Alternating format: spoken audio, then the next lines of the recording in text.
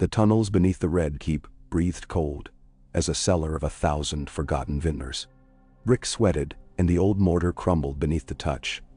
Some stones had been gnawed by salt air and time, until they resembled the honeycombed bones of leviathans dragged up from Blackwater Bay. In the hush, the palace hummed like a sleeping beast. Distant chains, a soft reshuffling of the city watch above. The faintest slither as a rat shouldered its way through a crack and fled the lamplight. The man with the lamp, soft-footed, wide of girth, perfumed faintly of lemons and rosewater, paused to listen as if the darkness might speak in something other than echoes. Varys blew the flames smaller with a breath through pursed lips.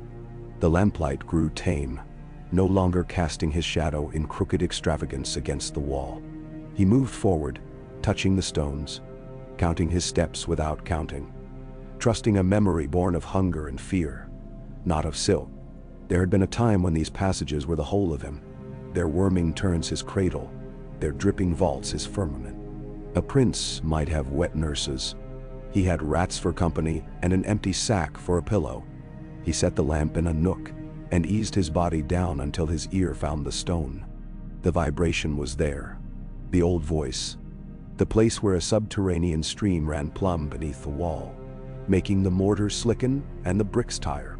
He tapped the stone twice with the butt of a knife that looked like a baker's tool, and drew it from its bed with the patience of a cheesemaker coaxing rind from cloth.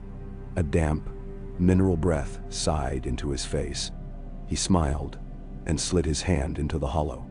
The oiled leather bundle was intact. He had set it here when Robert still snored drunk on the Iron Throne, when the city believed the lion and the stag were friends forever, when men told their sons that all unrest had an ending as sure as the night had a dawn. He undid the thongs and coaxed the leather apart. Paper, stiffened vellum, written names in a hand that never trembled, save when his memory pushed too hard, and the boy he had been pressed his nails into his palm to stop a scream. He smelled the ink in time, held the book open to the first page and read. Maya Stone, Valeha, Edric Storm, Stormlands, Gendry Waters, Crownlands, Nymeria Sand, Dorne, Orain Waters, Crownlands Tight, Joy Hill, Westerlands, Renifer Flowers, The Reach, Harris Snow, the North, Len Pike, the Iron Islands. The hand paused after Len. He had never found a bastard of the Riverlands who was both willing and able to be made more than cudgel or pawn, never at the right time. He slid his thumb along the stiff vellum and felt the impression of other names that had been erased with spit and patience for reasons of death or dread. The spider had been thorough. The hollow beneath the Red Keep kept all manner of things that could upend kingdoms. I have brought you all to a point, he whispered. Not to the book, but to the syllables of the old dream that had taken to wearing steps and disguises, coin and parchment, blood when necessary, a point sharp enough to pick a lock. The lamp burnished his face until it seemed more mask than man. When he closed the bundle again, the smell of rosewater fought with damp stone, and the rose reached the nose first, because men were made to be misled by sweetness long before sharpness taught them anything. Above, bells trembled in their heights. One bell thrummed, a middle bell, stolid as an alderman. The hour was decent, the city not altogether asleep, not entirely awake. He settled the brick back into its bed, smudged the mortar with an old leather glove, and took his lamplight onward. Other men dreamed of thrones. He dreamed of a chair that might be sat without a sword in hand and without cost to a peasant's little daughter who happened to be in the wrong alley when 2 companies of bored men-at-arms came seeking to remind a city that blood flows downhill. He could hear them in the passages he kept, the laughing of ghosts who wore lion mantles and stag pins, sunbursts and krakens, deerwolves and towers, blue as summer. They all laughed alike in one thing, their ease. He had been made from that laughter the way wine makes vinegar when heat and time and neglect teach it to sour. The lamp bowed to a draught. The flame grew thin, then fattened again.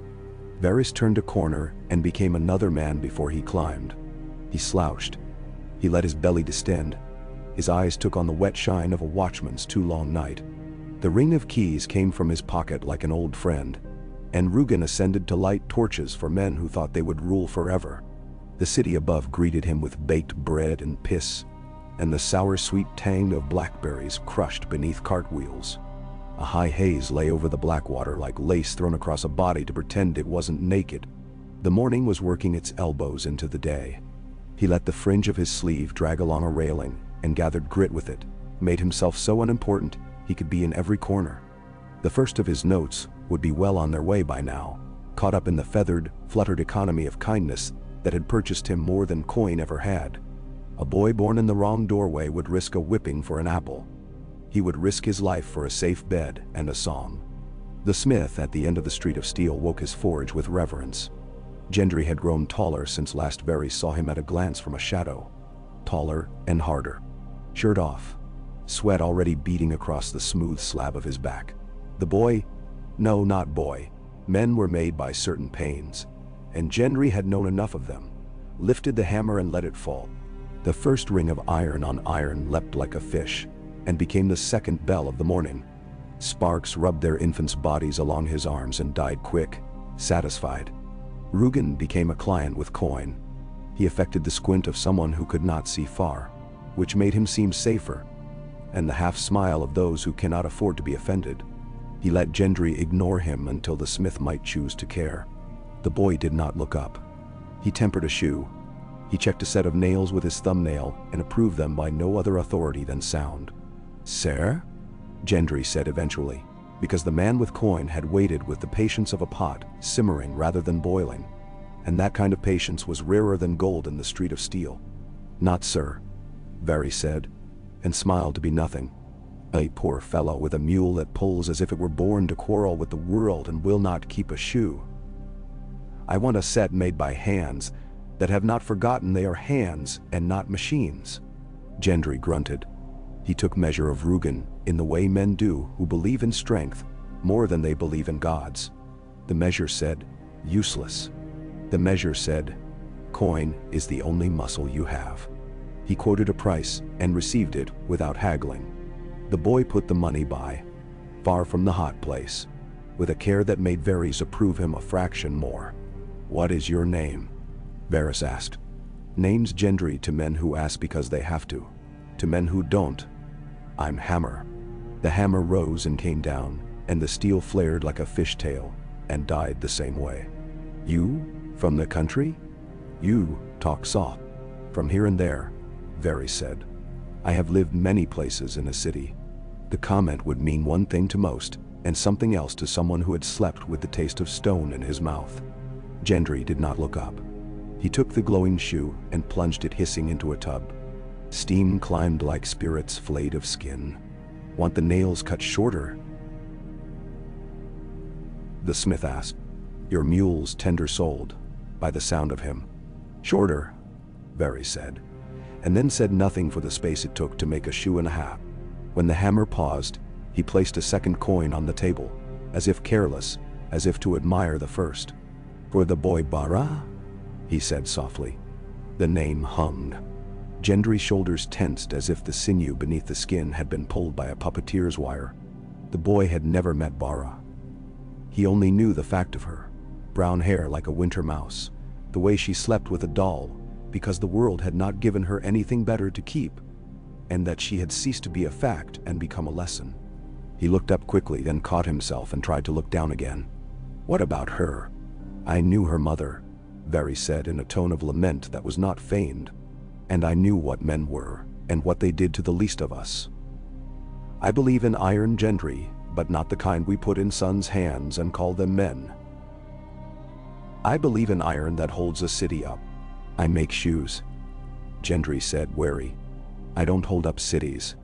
"You will," Varys said, "and let the second coin stand. 3 days hence, a client will come at dusk. She will ask you for 9 shoes and 15 nails. This is an odd request, to be sure. Give her what you have made and follow her without speaking. If you do not come back by morning, the coin is yours for the risk.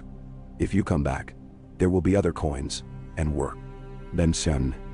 Gendry measured the man and the coin and his own caution, and found them all cheaply made. He nodded because a part of him had always known his hammer would build more than shoes. 3 days, he said, and set the hammer to anvil with a kind of promise. When Varys left the smithy, he shed Rugen as a snake sheds a skin, and became the man with the agreeable smile, who always knew where the street broadened and narrowed, and who had walked both gutters and galleries.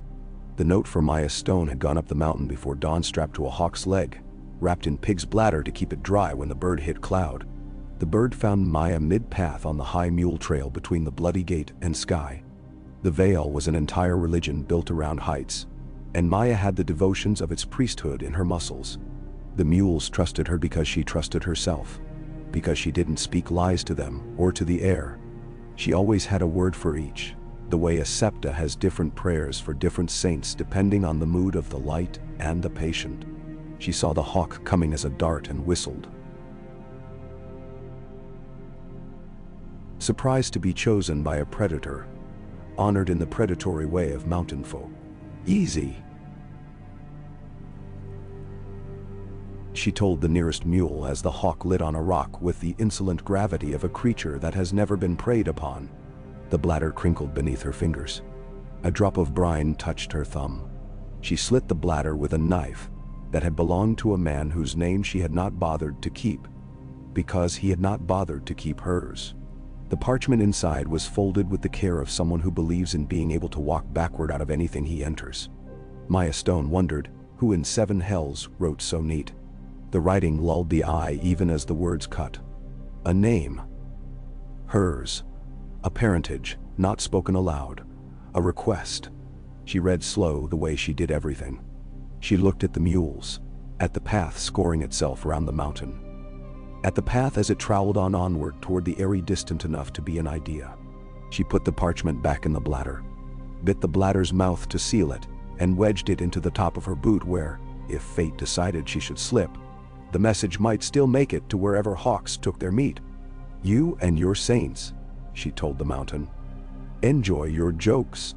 The gold the note promised was more than she could earn guiding mules for a year, but it wasn't the coin that closed her hand. It was something like affront and something like invitation. She had grown up in the breath and shade of great stones that never learned the habit of bending. The world had always told her she would live in its valleys and never on its peaks. She had made a map in her mind of every path that defied that. She whistled. The mules came with her, slow as clocks and sure of time. In Lys, the sea blacked itself with oil at dusk, as if the day had burned too hot and the gods had poured their sweat into the harbor, and the sheen held the yellowing lamps and made them tremble. Edric Storm stood on a balcony of a house with whitewashed walls and blue shutters that had last known paint 5 summers ago. He was in a shirt that did not fit, because none of the shirts fit, and trousers cut to dispel the notion of gravity, without altogether declaring war upon it. He had a glass of something sweet that a woman with lemon perfume had poured, without emphasizing that the bottle had been left absent its cork too long. The trick, the woman said, her bracelets making a clever tiny rain whenever she moved her hands, is to forget where you came from. You are in Lys now. We do not carry burdens that travel for free and sell us for dear. Edric Storm smiled with his mouth and not with his eyes. The smile caught in his teeth the way fish bones do. Thank you for your advice, he said, and looked back to the harbor. He knew every kind of boat there now, their silhouettes as familiar to him as the profiles of men he had disliked. None of them were ships from home. He had wanted once to be as simple as a sword. A blade begins as a bar and becomes what it should by being hammered and fired, and it cannot be anything else. But the world had discovered it needed him to be a question instead. He had learned to walk a street in a city that had been built by men who were not born where he was born, and to hold his tongue when called by a name that was not his in the mouths of the wrong men. Storm. The word tasted like a promise he was never paid. He did not startle when the child appeared, as if conjured, on the balcony's stone parapet. The boy was hardly more than 8. His hair a black lick of soot, his eyes clear amber, too old a color for such a young face. He sat with the careless gravity of children who make dangerous perches look like chairs, and extended a hand with a folded paper that did not look cheap, because the person who had folded it could not do anything cheaply. Edric took it and waited for the child to ask for coin. The child did not. He said you would be here, the boy said instead. and that you would look at the boats as if you had lost a thing in them." "What did he say about me after that?" Edric asked, because he could not help wanting to hear it.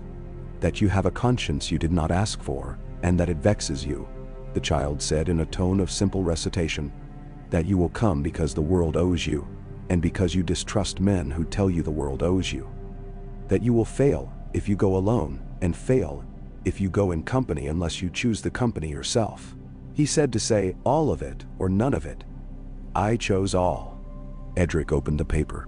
There were words there and a drawing, small, precise. A knotted cord with 9 loops. "Do you know what it is?" the child asked, crouching on his heels like a sparrow convinced it could speak. "No," Edric said. "A knot," the child said. 9 loops. 1 for each of the bastard names. He said you'd care about that because your last name fits in storms and stories better than most. "Your master is a poet," Edric said dryly. "He is a spider," the child said with cheer. "And he has legs everywhere." Edric set his glass down. It had grown warm anyway, and warmth had only ever made the drink worse. He folded the paper again and placed it against his chest, and it felt like armor when it had no business feeling like anything but an invitation. "What do you get from this?" "I get to tell him you laughed at the poet thing," the boy said, and grinned, showing a slight, clean negligence of front teeth. Edric gave him a coin and watched him pocket it without gratitude, with something like pride, and go. He waited until the night had fully spread its cloak before he slipped down the house's narrow inner stair and spoke to no one as he passed through the atrium with its cracked floor and its little fountain that always sounded like it was apologizing for spilling itself on stone. A world away the Stormlands waited, a promise he carried like an ache. A world here the spider proposed something else. In Sunspear, the night was a warm hand that did not press but held, and the smell of spices came from the cooking courts, where the clever and the hungry converged. The water gardens lay like a thought of mercy. Nymeria Sand walked there after dusk with her sandals in her hand and her hair falling dark down her back, her fingers trailing in the pool. She had a letter in her sash that had been delivered by a child who did not smile, and could have been a boy or a girl, until choice made it otherwise. "What do you make of it?" she asked the reflections. The palms did not answer, they only blurred at the slightest finger ripple. Tiny would say to go because she liked the thought of the world's men losing their easy claims. Obara would say to go because it would give her something to strike. Sorella would say to go because it was a book waiting to be opened. Nymeria herself had learned her mother's lesson, that a woman ought to be 2 steps ahead when she smiled and 2 steps away when she touched steel. She unfolded the letter again and read it where she had read it in her head a dozen times. It did not flatter her. It did not need to. It named something that had lain in her like a jewel under skin, sparkling sometimes, hurting sometimes, that she had laughed from a height her name had given her, and she had fallen from the same height when that name had taken something away, and that it might be time to be called by something that could not be so easily stolen. She took her sandals in hand and walked on. Ariohota, shadowing her, made himself big where he needed to be seen and small where he needed to vanish. He was a tree in both respects. He was twice her age and had learned to love the children of Oberyn Martell without making himself foolish for them. When she turned, he was there. When she paused, his bulk settled at a respectful remove from her light. "You read a letter with your fingertips, Captain?" Nymeria teased, soft as water at night. "I read what the air tells me when it goes in and out of a person at a different pace than it did before," he said in his low, careful way. "And what did it tell you about me? That you were thinking of leaving?" Hota said without reproach. "That you will tell me not to worry as if I were your uncle. I will worry anyway. I will tell you not to worry because you know how to fight, not because you love like an uncle," she said, and came to him and put a hand on his forearm. It was like putting her hand on a stone warmed by the day's sun. "I will go, I think. If I do not, the letter will keep me here with its wondering. The wondering is a kind of chain. Chains are not always iron," he said, and watched the sky for signs of weather even though Dorne had its own rules for rain. "Will you go alone?" "I never go alone when I go with myself." she said, laughing, and left him the way a scent leaves a room a moment after the woman who wore it has gone. On Driftmark, where the sea had a taste of old silver, and the gulls had learned the language of men who lied about distances, Orain Waters stood on the deck of a half-built galley and pretended he was counting barrels, because the shipwright expected men to count something when they stood idle. He had always been grateful to look the part of what he was called. Waters. The Crownland's bastard name was a story as much as a label. He had the hair that ran to rusty silver at the ends, a courtesy of a Valerian line bent like metal pulled too quickly from fire. He had commanded ships for queens who thought fleets were jewelry. He had stolen ships for himself when it was clear that certain queens believed jewelry should be worn into bed and lost there to men with prettier mouths than his. He had left King's Landing with a fleet that had been meant to save a crown and taught it to save him instead. The letter had found him sooner than he had wished, and later than he had feared. It did not speak of his theft. It spoke of his boyhood in a town where men told him the tide would give and then take, and to trust it only up to the depth of his last breath. At the letter's final line, his mouth had moved, though no one had been present to see. If you are tired of being an ornament that has learned to wield a blade, come be a blade that has learned to shine. He folded the letter and tucked it near his ribs, and looked at the line of coast expectantly, as if a woman he had once known would appear there with a scarf tied around her hair and a cask strapped to her back. The world owed him nothing. The letter had known to say so. He looked at the galley and imagined what it would do if the man who had written the letter placed it in waters where the old rules had been set to drowning. He turned to the shipwright and said, "We'll need a different cut to the prow if she's to turn quicker than men can look." And the shipwright swore because changing the cut would cost time and money, but he listened anyway, because Orain spoke as if time and money were things he had made with his own hands. In Lannisport, where the lions on door knockers had been polished by a century of hands who had believed a lion's face could tame men, Joy Hill dipped her quill and shook off the excess and made a little constellation of ink on the paper that inspired a scholar's rueful smile later when he saw it dried like a mistake a woman owns. She copied accounts for men who called her fatherless and then asked her to find the fatherhood in their figures. She had a mother who had not made excuses and a grandfather who had made them in abundance, and somewhere in the middle, a child had fashioned herself out of pride that did not require taking a thing from a lion to prove it was no lion's. The letter, hers, had come as if by accident, folded within a ledger that deserved to be folded with a deftness that would not hurt its spine. Was not signed. It did not need to be. It was in a script that had passed through the city like a rumor about a strange benevolent ghost. It told her that she might count a thing other than coins soon. It told her that houses toppled begin their fall in their private ledgers years before a wall comes down. It asked her whether she would like the chance to clean a book with the same care she cleaned a wound. She looked at the ledgers around her, at the neatness that men believed meant honesty, and smiled with a small mouth. The gold ring she wore had never been hers. It had belonged to a cousin who had worn it with pride until pride had married stupidity and made a third thing between them that looked like debt. Joy Hill spun the ring once and slid it down on its chain until it sat between her breasts, where it warmed and cooled with her. The spider had not asked her to revolt. He had asked her to calculate. She sharpened her quill and said, "Yes," to the empty room, and the sound of it made dust motes dance differently in the light that fell from a mullioned window. In White Harbor, a woman named Hara Snow had learned to listen to the sea as if it were an old woman muttering to herself, as if it were telling a story with too many names. The maid of the Mander swore she was not sure whose mother she had been. The shy maid sat low in the water as if nursing a bruise. Hara counted fish and men and avoided counting sorrow, the way a practical person avoids counting wounds they must walk on. She had a knife she used for gutting and a column of numbers in her head no one had asked her to learn. When the boy with the soot-smudged smile offered her a letter for a copper, she gave him a fish instead. And when he looked at the fish as if it might bite him, she laughed and swapped the fish for a copper so he would not be shamed. The letter spoke in the language of winter, not promising, instructing. It told her a thing had come south to be cold and had found itself warm in lies. It told her that when spring comes to a city, snow in its cellars is the first to know. She thought of the vaults beneath the merman's house, of the fat men who had laughed and eaten, and told stories of dragons coming back, as if that were proof that old debts would forgive themselves. She thought of a ship's manifest, and whether numbers might kneel to truth, if truth stood over them with a cudgel. She tucked the letter up under her sleeve, and went back to counting fish, which was the first honest job the sea had ever offered her.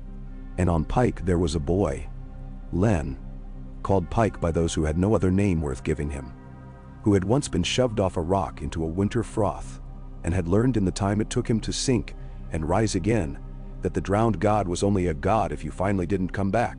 He had come back. He had seen the priest nod as if to say, "Next time." He did not much love men who nodded at boys drowning. He learned to climb where rope cut hands and to speak where silence kept teeth. The letter came to him braided in seaweed and shell, and he took from that the lesson the writer meant to give, that words can hide like crabs and cut like them if mishandled. He read, he spat, he grinned. A counsel. The word had never much been used on Pike, except to describe the time it takes to drink a skin of sour beer, while telling someone how stupid they were. He folded the letter with a care no one would have guessed, and stuck it under a stone in the cave where he slept when the wind hated him. If a counsel could be a ship, he would crew it. If it could be a storm, he would tie himself to its mast and see what fell off. The 9 loops on the knotted cord tightened. Varys held the book and traced the list again with a finger until his flesh felt the impressions left by the quill. Such a small thing, a line of ink, to cut such a grand artery. He lit a second lamp, then a third. Light built itself in the little chamber the way courage builds after a man has lived long enough to regret times he had none. He removed another bundle from the hollow, this one wrapped in sailcloth, stiff with salt. He unrolled it. The smell of tar leapt, bracing, maritime. Inside lay coin. Not Lannister mint, but a clerk's nightmare. Coin from free cities with a history of discontent. Iron Bank coin with a history of satisfaction. There was coin given by grateful men who had never known they had given it, because their gratitude had been paid in avoiding a ruin they had never seen coming. He turned and took from a shelf a box of little knives. A man like him collects knives the way other men collect lovers, reluctant, knowing each has its own demands. He set 9 on the table and 9 lengths of cord. He tied a loop in each cord slowly, with the precision of a priest dressing an altar. The little knives sat and grew acquainted with the lamplight as if it were a company of women, old friends, waiting for the moment to whisper. The space filled itself with intention. When he finally climbed to a part of the keep that had windows and the old insinuations of sun, he passed 2 brothers of the gold cloaks who stood with the haughty slouch of men paid in coin that feels like a new season. He nodded to them and was nodded to in return as if he were furniture that had once belonged to a more important man, but was too heavy to throw out. In a plain room adjacent to an empty corridor, he changed again. The silk returned. The perfume put its patter on the air. Varys smoothed a palm across his robe and thought of kings, of boys, of girls, of quiet murders done by neglect and loud ones done by idiocy. He thought of dynasties and what they had done to the little people, and there his breath changed as if the room had become too small. He met the first of the 9 in the dragon pit, 3 nights hence. The ruin held starlight in the pores of its broken stone, and a wind moved through its bones, as though they had once belonged to a living thing that had died, making its children dangerous. Gendry arrived last, not because he distrusted, but because he was stubborn about not being led by anything other than his own measure of time. Maya came first. Hill women have a gift for being early. Mountains take a long time to change their minds. Nymeria did not come alone. She moved with the certainty of someone who knew every shadow in the place and had chosen the ones that would tell her the truth. Orain came with the sea still on him, though he had come on foot. A trick of certain men who love one mistress so much that she stains them forever. Joy Hill arrived with ink invisible in the crescent of her nail. Hara Snow had knuckles roughened by rope. Len Pike smelled faintly of kelp and iron, and Edric Storm carried the anger he thought he had laid down like a number men had set back into a ledger with red ink. Varys stood in the half-light, with the ruins making a crown of absence around him, and smiled so that the smile would reach one person differently than any of the others. My lords, my ladies, he said softly. Do not call me that, Joy Hill said, quick as a needle. It is a way of naming that does a thing to the person named and the one who speaks it. Then let us say, my equals, Barry said, and bowed for real, because men who bow only as show do not know how to use the muscles properly. I have called you because you have never been called. Since the first anvil struck the first blade in the first forge that some king claimed for his house, men have believed that blood makes rulers, and unblood makes their tools. You are not unblood. Your blood is exactly the blood that has been used to make and unmake without payment. Then now Gendry folded his arms and looked sideways at Edric Storm without meaning to. Len spat. The spit got lost in the dust and did not stain anything worth worrying about. Nymeria stood with her arms bare and the moon like milk across them. Maya put her hand on the nearest fallen stone as if to steady a mountain rather than herself. Hara Snow kept her head a little tilted, listening for a sea she could not hear. We are bastards, Hara said. We are what men call us so they can keep a certain shape to their tables when they sit to talk. Why us? Because you are untidy, Barry said happily. Because you ruin their tables. Because you have 1 foot in their halls and 1 foot in their streets. At feasts you have eaten last and learned there was still enough to be had if you were clever. In famine you have eaten first, because you know how to take a fish from water without making the water hate you. Because your claims will never end with sons making armies for their sons. Because when you sit in a council, you will swear to the chair, and not to a sigil. Now, a chair? Arain said, light with skepticism. The throne is all blades and bragging. A chair, Varys repeated. Sturdy. Ugly. Built by the same hands that forge shoes and count fish. Men should not bleed to climb into it. Men and women should not kill to warm it. You think me a fool, he added, and smiled as if he could forgive foolishness only when it was honest. But I have seen the small folk bring down walls with hunger. I have seen cities change because a woman tallied truth in a ledger a man had believed was loyal to him. I have seen mountains move because a guide trusted her mules to do their job. There is a council to be made. You 9 will begin it. It will never be advertised as such. We will call it something else. Let the realm think this is another lark of politics. Meanwhile, we remove the power that kills them. Then so. Nymeria's mouth tilted. You could have chosen other names. Aegon, perhaps. Daenerys. Kings are easy to find and hard to seat. Why us? Besides the poetry of our being untidy.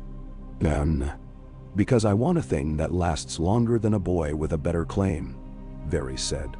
Every dynast is loyal to 2 oaths. To the house that gave him his meat and to his own mirror. You have had to be loyal to yourselves without a house to approve it, and the mirror has often refused an answer. That makes for people who listen. Edric Storm grunted a laugh before he could halt it. Len scratched his scalp with dirty fingers as if to see whether the itch was an idea. Hera's lips pursed. Joy Hill looked at the ropework of stone overhead, each crumbling curve a story of weight and time. It soothed her. What would you ask? Maya Stone said. It had the sound of a woman making a bargain with a tricky path. Do not dress it pretty. The mountain has no humor for pretty. I ask you to help end the authority of blood and cement in its place the authority of work, Varys said. I ask you to be seen when we want the realm to understand that men born on the wrong side of a blanket can keep them warm better than lords do. I ask you to be unseen when the work requires it. I ask you to frighten the dynasts not with sword but with shame, though the sword will have its hour. I ask you to learn the accounts of the realm as if they were love letters. I ask you to give up being a single person when the realm needs an idea. I ask you to give up expecting to be thanked. Thou. You ask for everything. Joy Hill said. I ask for what you have already been forced to give, Varys said gently. And I offer what the realm has never given you. Power without apology. What is the shape of this council? Nymeria asked, tasting the word with caution, like fruit that might be too ripe. Do we sit in a room and call ourselves such? Or do we creep like ink and wait for paper? You will begin in a room, Varys said. You will call yourself anything you wish while being what you are. We will take the small council the city thinks it knows, and we will teach it to be something else. We will place one of you where ships are counted, one where coin is minted, one where the city's guards are fed, one in the counting houses, one on the quays, one in the courts, where the faith thinks it runs things, because men who do not work love to tell workers how to work. We will change the menu in the kitchens of power. If a lord finds barley where he is used to finding sweetmeats, he will complain. Let him. The city will eat. Men? Who sits where? Arain asked, not because he doubted there was a plan, but because he wanted to hear the spider's opinion of him sung back to him through the instrument of appointment. You will have ships, Varys said to him. But not only ships, you will have the taking and giving of rope. To me, Joy Hill said, dry, amused despite herself. The numbers. Not only numbers, Varys said. The way numbers do not lie, but do not volunteer the truth. Maya, he said, turning. The gates. Those who come in and out. The roads. The mules that might be persuaded to climb paths, and the paths that might be persuaded to go where they have not. Hera, he said. Food. Who has it? Who claims they do? Who hoards it? Who wastes? You will make hunger an enemy of the great and a friend of the small. Hera will need muscle, Len said, as if he were offering himself a bone. Fish do not mind men with knives when men are hungry. You will be muscle, Varys said, meeting the boy's shark's grin with a tempered smile. And eyes and the smell of the sea, when it brings news faster than ravens. But you will learn to count. A man who can count cannot be stolen from the way a man who cannot can. I will have no thieves in my thieves. Nymeria laughed softly at that. And me? Words, Varys said. 8 court. In the courts. In bedchambers where people believe walls are faithful. I do not ask you to be an ornament for men who will tell you they are doing you a kindness by listening. I ask you to listen when they think they are talking. Edric, he finished, you will be the conscience men accuse other men of having. You will be sent where a storm will do less harm than a calm. Edric's jaw worked. He did not trust words like that. He wanted a thing he could strike. Varys knew and let the knowing sit visible until the boy could not call it flattery. And Gendry? Gendry asked, with the stubborn pride of a man who knows he has been seen, and does not wish to be seen too much. Iron, Varys said.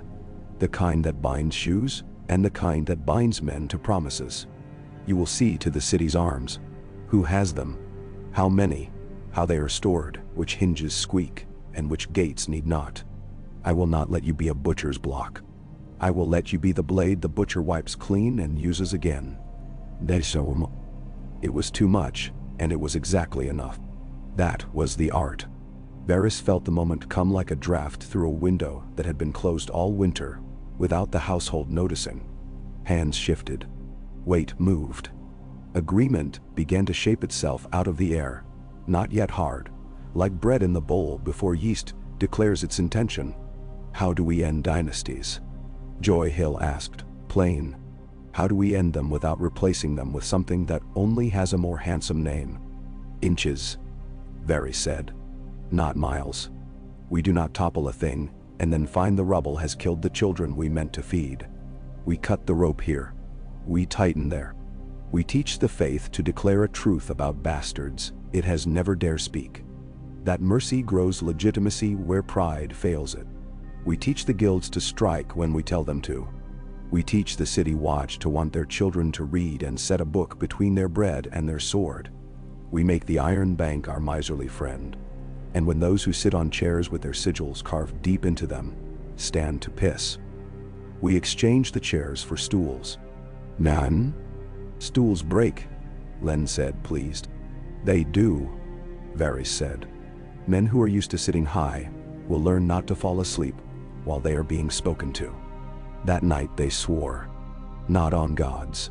Gods had never helped any of them beyond the personal preference a saint sometimes develops for a particular child.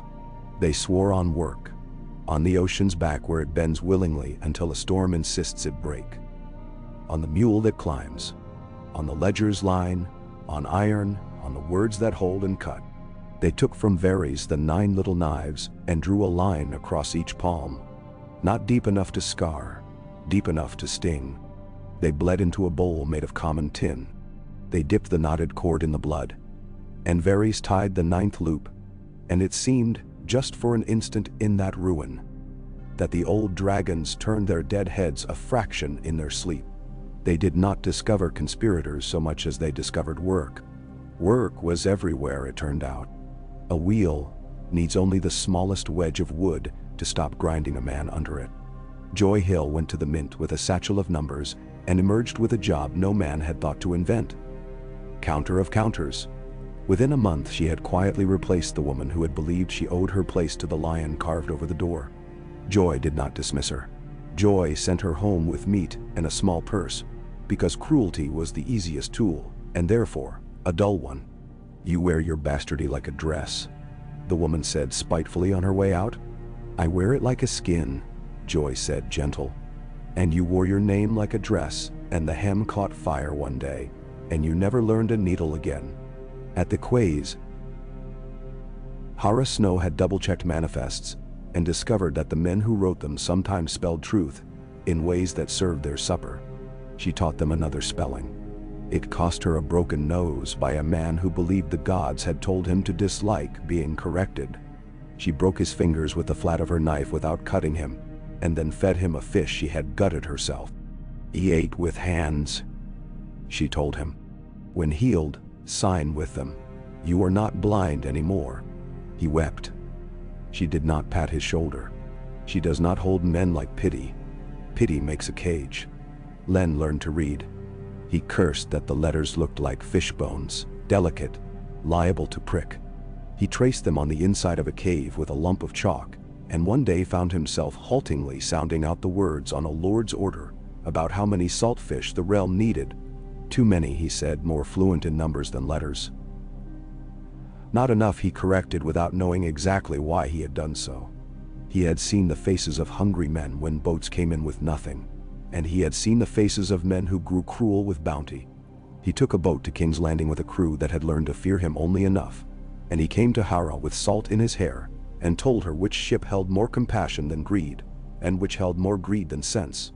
When she laughed, he decided that working with women who laughed did something to the iron in a man that neither gods nor war could do.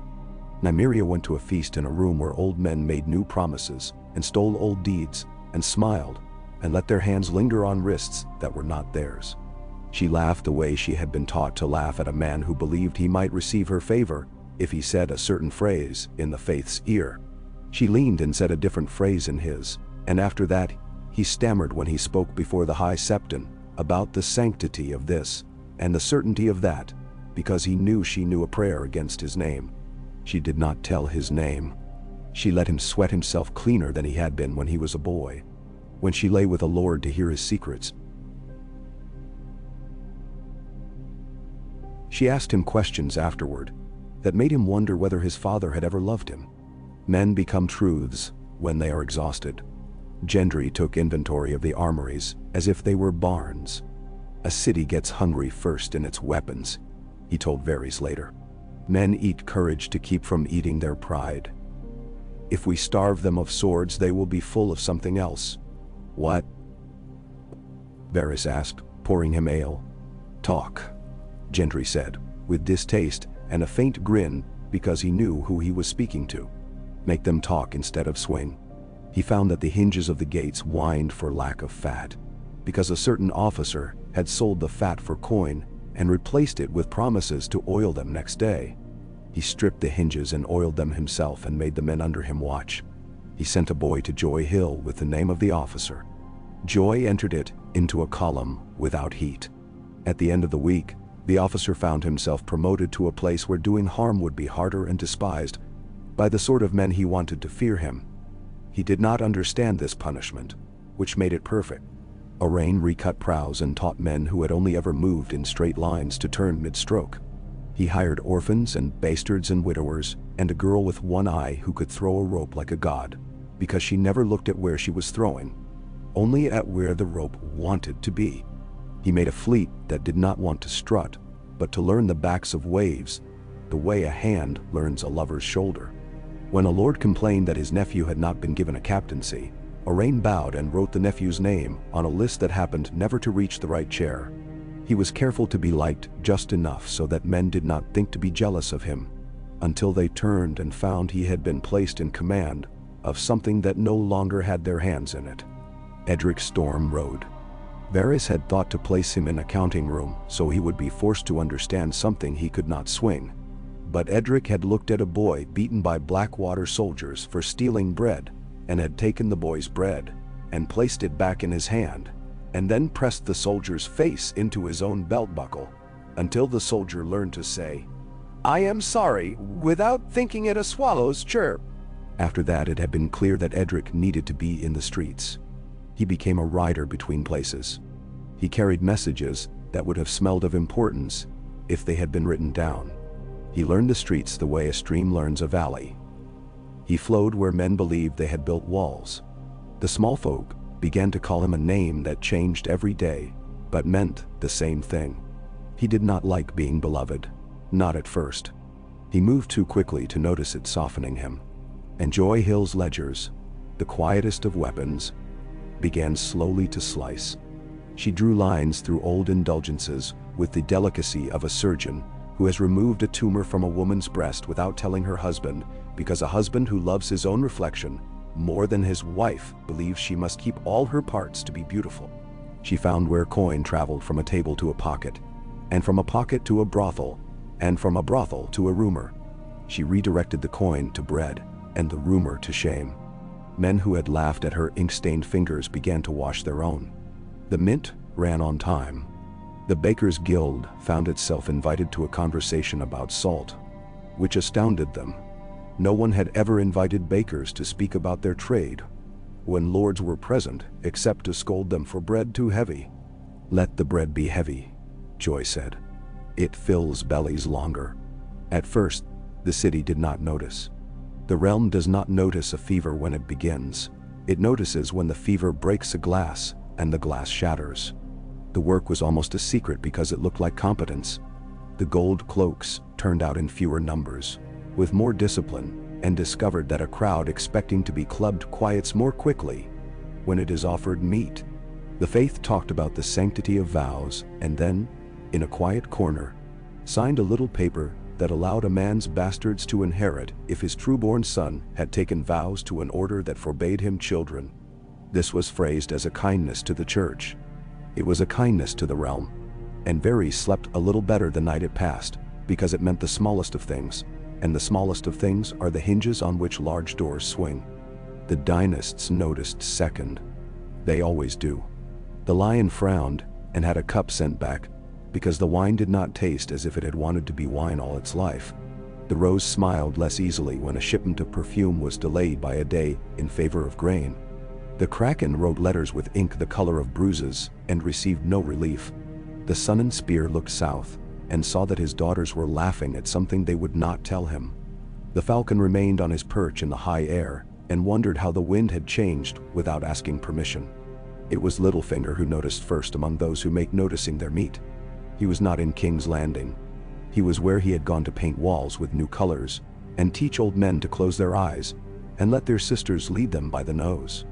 When his letters began to take twice as long and come with a different odor of wax and a thinner line of red around the folded edges, he knew someone had convinced the ravens to fly differently.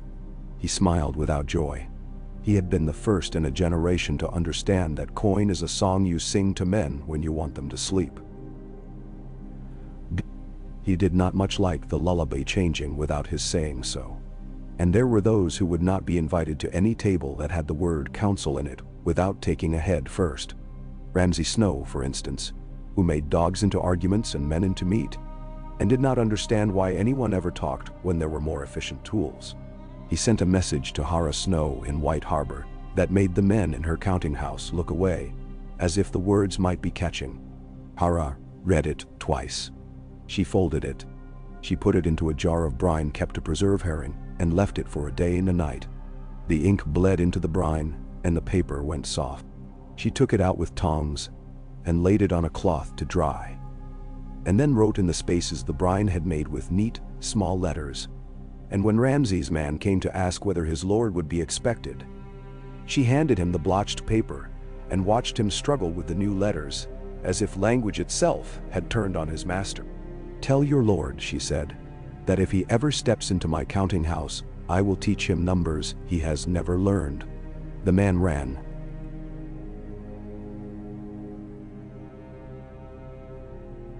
She did not imagine that the message would be understood, but she had enjoyed writing it for herself. Varys moved like a man conducting a choir that would never admit it was one. He sent Joy Hill and Nymeria to drink tea with the women who kept the laundries that cleaned the city watch tunics. "Whiten the tunics less," he suggested, and Joy made a very small noise that might have been a laugh. "Let them be dingier than the bread is clean," Varys said. "Men will talk about the bread." He sent Edric to stand in the street outside a certain brothel and ask the woman who ran it how much of her coin went to the man who owned the building. She told him, and then spit respect when he explained a method by which she could give the landlord the same coin and feel it less. The next week, men who believed they had built a palace of rents found that their floors gave beneath them, not because their money had been taken, but because their money had been taught to fly to other perches. Such men do not bleed at once. They bleed as a room grows colder in winter, and believe it is the wind's fault. The first open crack came with the grain ships. 2 were bought outright by men in Tyrosh, who believed war was coming whether it came or was made to appear to come. Owain sailed against a wind that would have insulted a lesser sailor. He placed his prow in a slant, clever and necessary because the waves were mean, and he taught the ships that thought they would not be caught to be wrong. He boarded in a rain so sudden it felt like God's spit.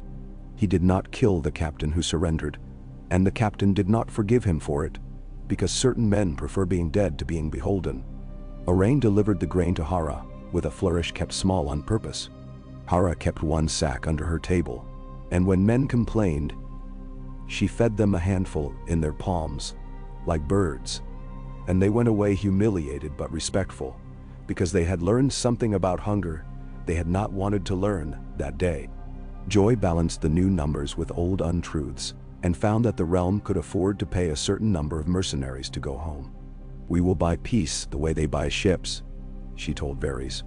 He nodded and watched her write a letter to the Iron Bank that would be remembered for how it had not threatened and how it had not begged.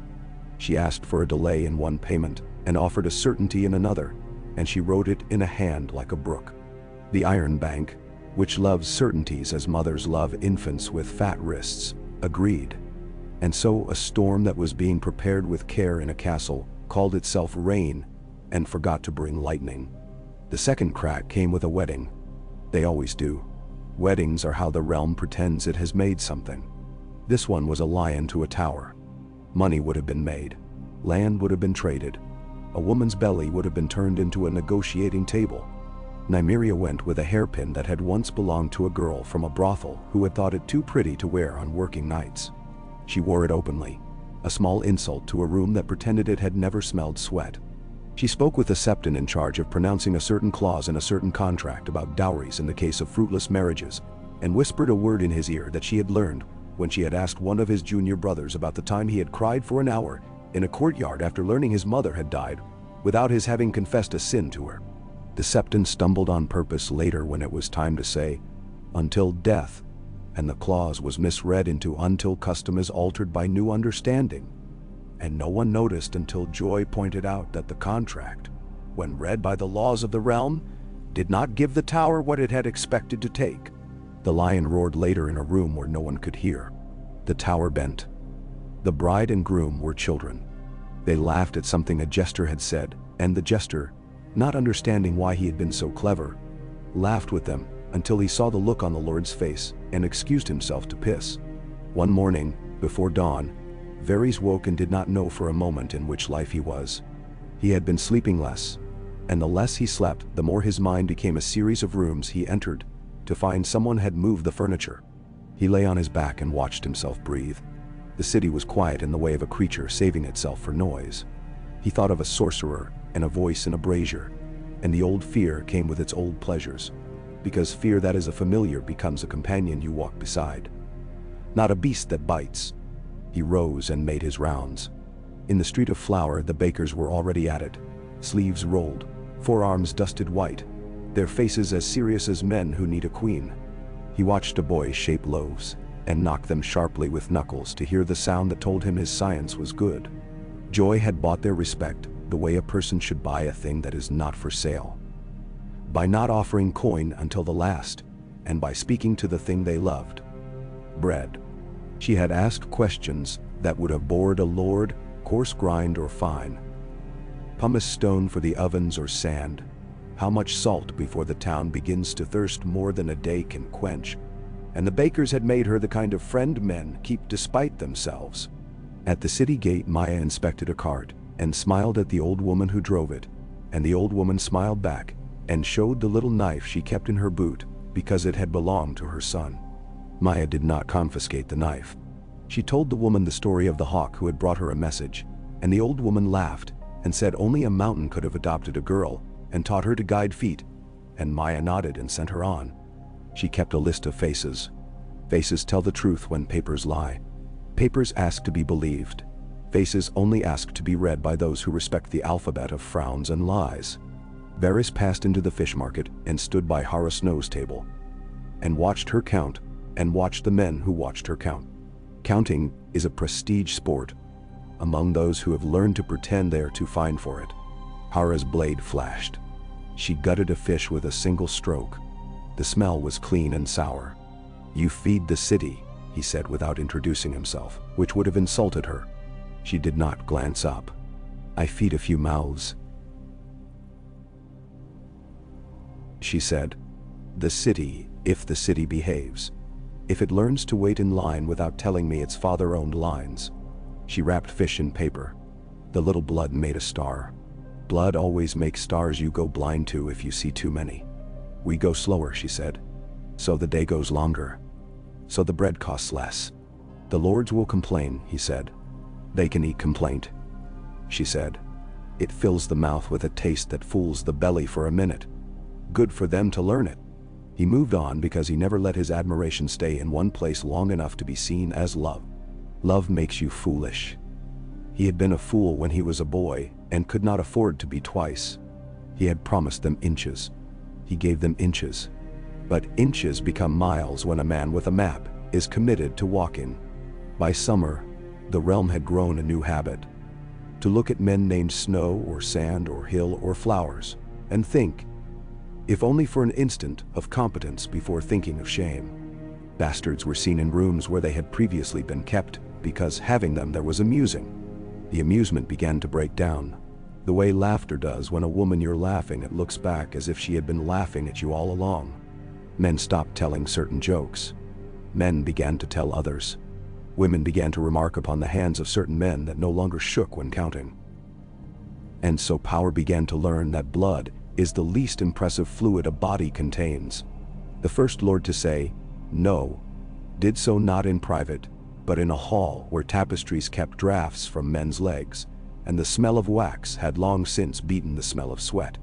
He said no to Joy Hill. He said, "No, little bastard. You are not welcome in this room, where men add and subtract what their fathers taught them to count." He was not cruel, only complacent, which is a cruelty that swells and never punctures. Joy set her ledger down as if she were setting down a small loaf she intended to share. "My lord," she said, respectful and not. "If I were a little bastard, the numbers would hesitate to stand up straight for me. Look how straight they stand." She turned the book. Men who thought numbers danced in their heads like obedient girls found that they still had to look at them when they had been written properly. She showed them where a purse bled and which finger to tie a strip of cloth around to stop it. She asked a question about salt taxes that a man who had once called himself a lion had never learned to ask because a squire had always done his adding. And when the man could not answer, she smiled without triumph. Triumph is vulgar. Humility ruins opponents more quietly. She regained her ledger and left the room with her name intact, unchanged by them, sharpened by herself. Varys returned to his hollow and added names to the vellum where he had once lamented not finding enough. He added a Rivers, a boy who had grown somewhere between the Trident and Sorrow. He added a flowers he had not expected to love. A man who had studied at Old Town and learned the ambition of herbs. The knot swelled. 9 loops were not enough. 9 loops were tradition poetry. 13 would be practical. 9 would remain on the seal. In practice, the web widened. Littlefinger sent a letter, and another, and they were answered with blandness so perfect it was either reckless or beautiful. He chose to consider it beautiful for a time, because he liked beauty even when it was dangerous, and perhaps particularly when it was. He sent a singer to King's Landing who knew how to make a song sound like a whisper a man had had about his wife. The singer sang and men laughed, and after the song they did not look at Joy Hill as if she were a woman. They looked at her as if she were a thing they would soon owe. And eventually gratitude, even stillborn, begins to resemble respect. Cersei Lannister realized something was being organized without her permission. She attempted to cut it with Qyburn as a scalpel. Qyburn delivered her a body, the wrong one. The boy had been a little bird. He had been singing to Qyburn instead of to Varys for enough nights to seduce himself with the sound of his own song. He had whispered things. Qyburn had listened with the rapture of men who did what they did because doing was easier than dreaming. The boy died as comfortably as Qyburn could manage comfort. Cersei watched with a taste in her mouth like old metal, and wondered why she could not enjoy this victory. When the city did not change course, she remembered that she had been queen, and now she was simply a woman in a room, with a man who loved what could be done to bodies more than what could be done with souls. The High Sparrow coughed a new edict that sounded like the old ones, except for a single sentence. Wild, unthinkable. Which Joy Hill had written with ink she had made from soot collected from bakers' ovens. The edict did not say, "Bastards are good," because the faith does not say things it does not have a hymn for. It said, "A child is not a sin. The sin is the pride that refuses bread."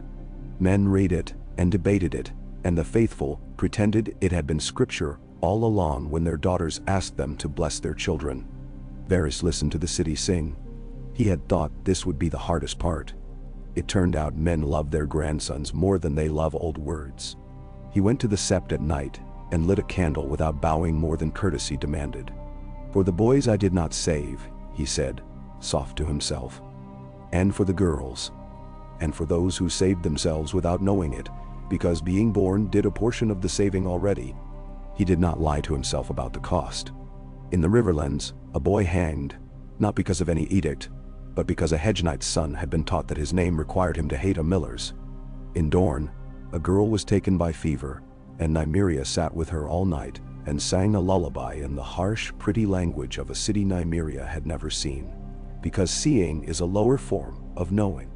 In the north, a taste of winter crept into summer, and Hara counted the sacks twice and then 3 times. She sent word to Joy, who sent word to the Iron Bank, who sent more coin than the realm would ever guess, because the letter had asked in a manner that did not humiliate the bank's god. One afternoon, in a yard where boys play at being men and men play at being boys, Gendry took a sword from a child who was swinging it with the abandon of hunger and showed him how to hold it like a friend, not like a stick. The boy's father. He had 2. One who had sired him and one who had kept him, watched with a guarded love that tasted like fear. "He will die anyway," the father said. "True," Gendry said, "but he might die old and full if he holds it this way, or he might not have to hold it at all." He handed the boy a hammer. "Here," he said. "This makes more men than it undoes." The work ripened like an early pear. Surprising and messy. Some days, everything the council did smelled of sweetness just past its best. Some days it smelled of iron, honest, and raw. They met in rooms that had forgotten they were important, in kitchens for preference. Food is a god that does not punish when you use its temple to talk. They ate soup and counted coin and spoke of men they liked, and men they would have to break softly, so that no one heard the crack until another way had already been found. "What will we do when they come with fire?" Edric asked once, because all plans assume the world will not set the table aflame to see how the dishes scatter. "We will put it out with bread," Joy said, surprising herself. She was not fanciful. She despised metaphors when numbers would do. Her face made the particular foolish light it made when she had said something that turned out to be true. We take their men from them with meat and mercy. The ones left holding the torches will find it heavy work. Fire loves a crowd.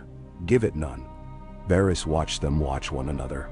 Trust built itself like a bridge with one stone in the air before the next stone came, and for a breath, the whole structure seemed as if it would collapse, and then, it didn't. He let his pride for them sit beside him, like a dog he would never let onto the bed. He did not say that he loved them. He might as well have. There were private battles within the public ones. Nymeria fought not to despise the women who smiled at her as if she were a festival fireworks display arranged for their pleasure. Joy fought not to settle old scores by proving numbers could be crueler than any sword. Hara fought not to collapse under the weight she had chosen to carry because other hands were busy elsewhere with loads they preferred. Gendry fought pride and won most days. The days he lost he went to the forge and burned it off his skin. Orain fought old habits that came with the sea. The urge to take what is not tied down and justify it later as wind's work, and chained them with purpose, which is the only chain a free man accepts. Maya stayed close to the gates and learned to recognize men who would sell you for 10 coppers and call it 20. She made a game of catching them when they were down to their last copper, eyes hungry, fingers twitching for a vice, mouths sour with the lie they were licking to make it sweet. She did not punish them. She gave them work carrying loads up to the Eyrie or down to the city, and watched the lies peel off their faces as sweat. When they went back to lying, she let them and did not hire them again. A mountain does not learn a visitor's name twice. When Varys slept he dreamt, sometimes, of a room with a brazier, and a boy who was not a boy, and a voice that had not been a voice. He woke, and smoothed his hands down his belly as if chastising it for surviving. He drank water. He did not confess to a god that he did not believe in, but he did speak to the boy he had once been who had learned to hide in walls and had come out of them to make the walls sing the way he needed them to. "You are doing it," he told the boy. "You are ending them." And the boy looked at him with the mean, sad eyes of children who have had to break themselves to become acceptable, and said nothing. In a winter that had not been declared but had begun, a dozen ravens left the Red Keep and flew toward places not known for being included. To a small sept where a woman named Lana Rivers taught orphans to wash their hands before bread. To a watchtower in the Reach where a man named Renifer Flowers had turned the top level into a herbarium, and the lower into a place where men without work learned to prune trees rather than arguments. To a house on the river where the ravens carried the same letter to each. The letter said, "Come, bring nothing but your own oaths." And the ravens, which have no politics beyond the beautiful cruelty of their hunger, delivered the notes with the same indifference with which they would carry a command to kill. They came. They would always come. That was the vanity Varys allowed himself. The belief that when he called, those who ought to would. Not because he was Varys, but because he had chosen the right words and the right eaters for them. In the dragon pit again, beneath an overcast that made light itself political, they gathered. Some were new. One, Renifer, wore hands stained green from sage and whatever plant broke men of the habit of drinking themselves to sleep. Another, Lana, had a voice that could gather children without frightening them, which is a kind of majesty any king would envy if he had sense. The air tasted of damp limestone and old declarations. Varys set the tin bowl out with the familiarity of ritual and tied a new loop in a new cord. "We go on," he said. "We do not announce. We are announced by bread, and by the way a man sets his tools down at night without fear, and by the way a child keeps her doll, and grows out of it in good time." Menset Shan. "What of kings?" Edric asked again, as if holding the words in his palm like a stone he tested for skipping across a pond. "They will come. One is coming, one always is. Kings are weather," Varys said. "We are climate." It was grand, and he knew better than to speak grandly. But there are moments when the truth pins a man to his own simplicity. He was a spider, yes, but even spiders make something durable. It would glisten when dew came at dawn. It would take insects not out of cruelty, but because flies, left unchecked, ruin bread. He stood and let his eyes touch each face. Joy.shall. Ara.cot. Endry.q. Na. Nymeria. Orain. Edric. Dek. Lendachi. And the new ones, who looked at the older ones with a mixture of suspicion and relief.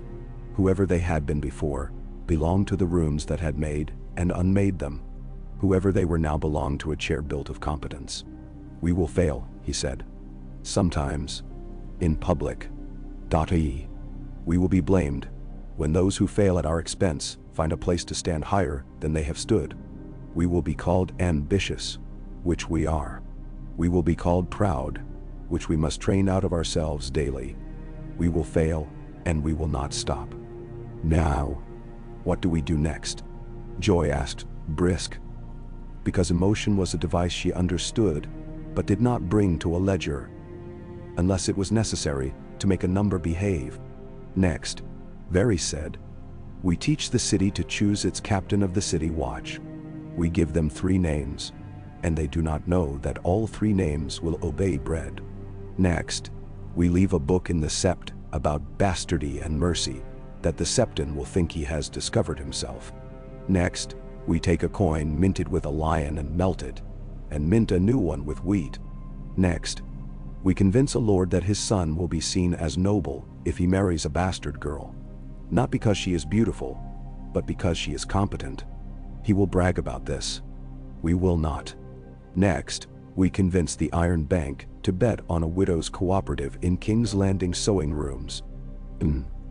A cooperative, Nymeria said, tasting the word like a fruit from Essos she had been unsure of. New laws. Old manners, Very said, written down where men cannot pretend they have forgotten them. He gave them their list. He never read his lists aloud.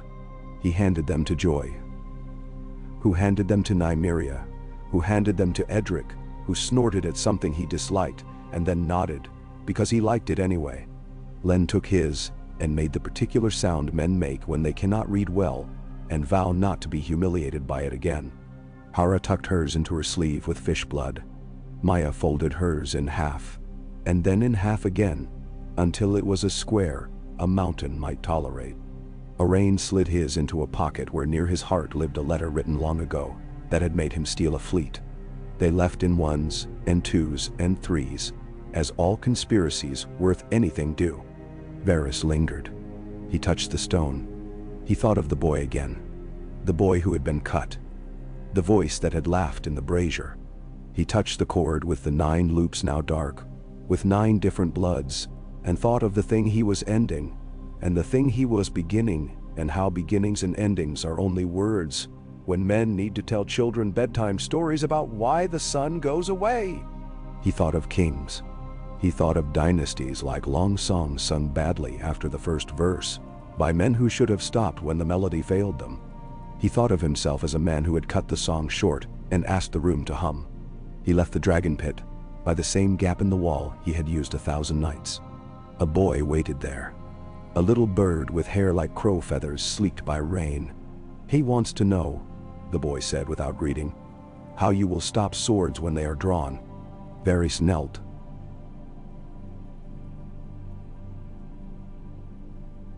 Slowly, because certain gestures should never be rushed, and brushed the boy's bangs back from his forehead with fingers as gentle as if smoothing a letter on paper, too thin to take more ink. We will not stop all swords, he said. We will make it so that men grow awkward, drawing them in a room where bread is still warm, and the child handing it to them has the same name they had spat yesterday. The boy nodded, not understanding and understanding everything. He took Varys' hand with the casual possessiveness of a child who has made a father of a city and led him into the alley where rats moved like rumors, and the first stray cat Varys had ever fed had taught generations to wait at his corner. The realm turned.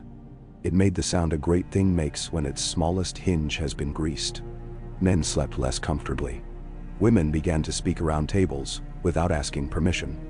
The faith blessed a bastard child publicly and scolded its mother privately, and was then scolded back, and had no book to quote to forbid it.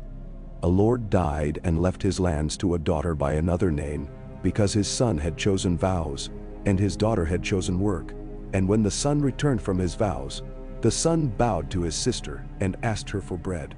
She gave it to him with salt. Littlefinger wrote a final letter and sent it with a coin he had once used to buy a man who liked to sell things. The letter was short. "I do not mind being beaten," it said. "I only mind not being invited to the game I used to own." He received no answer.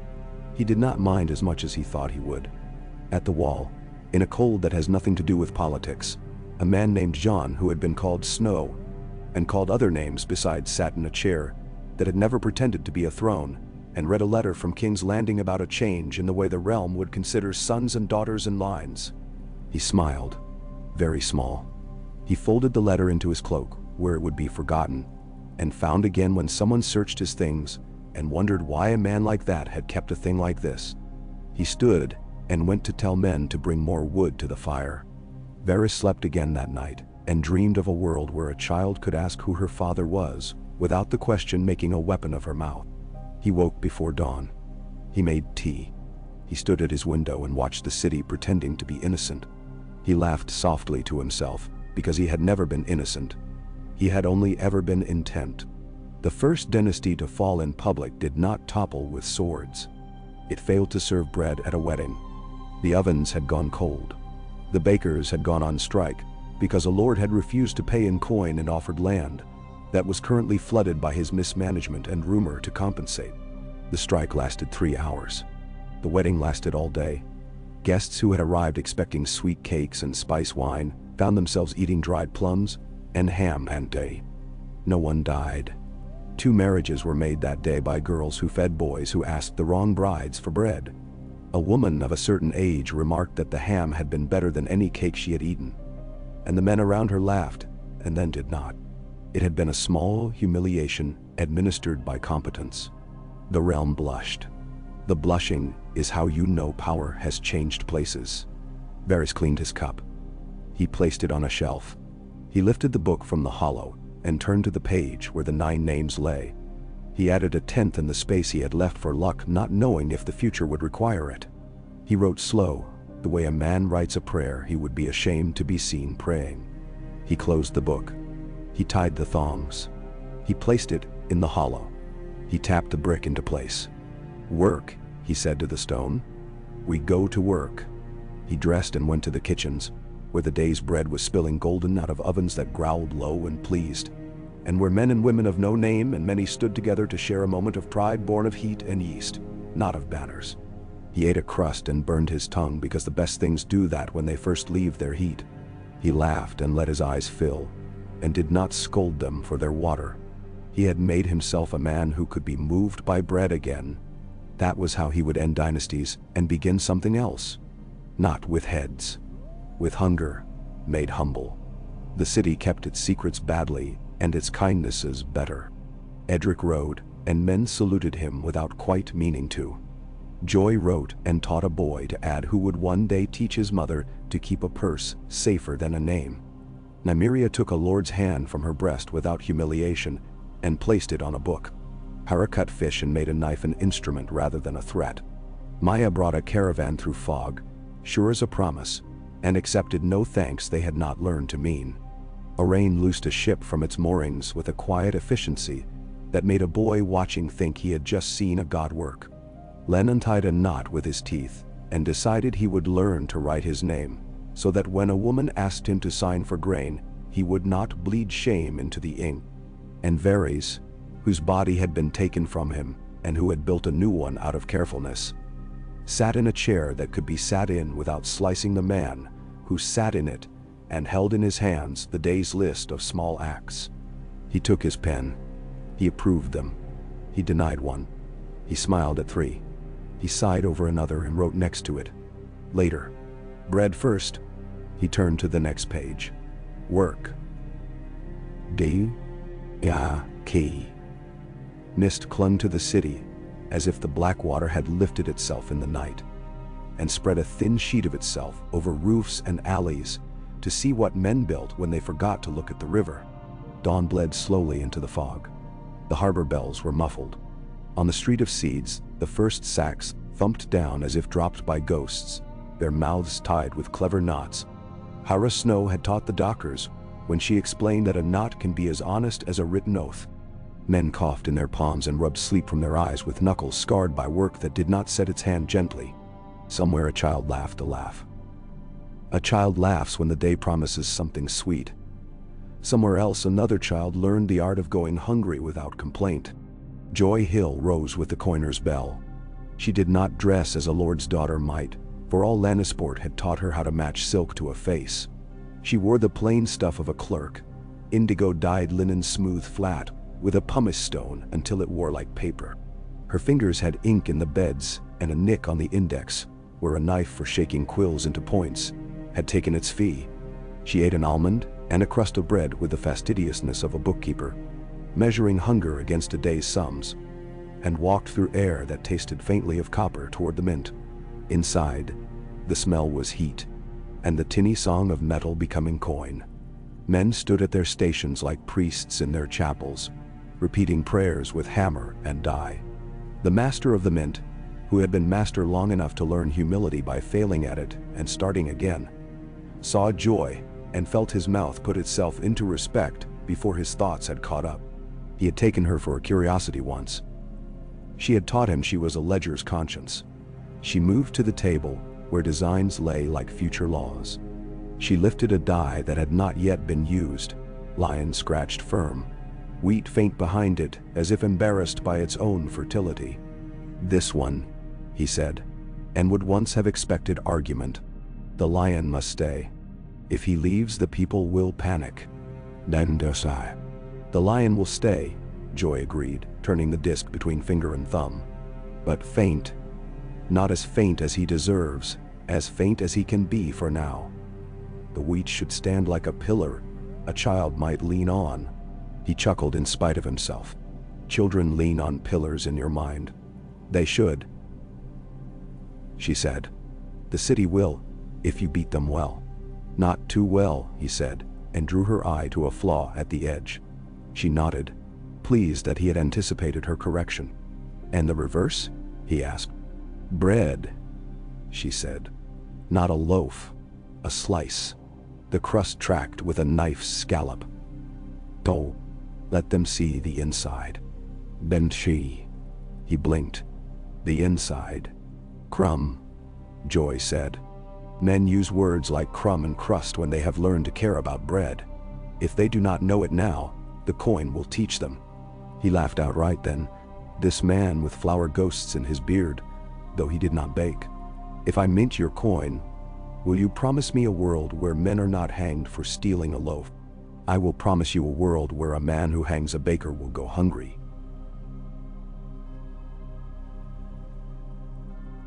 She said. And the heat from the furnaces touched her face until it seemed the city itself had put a hand there, and asked her to swear.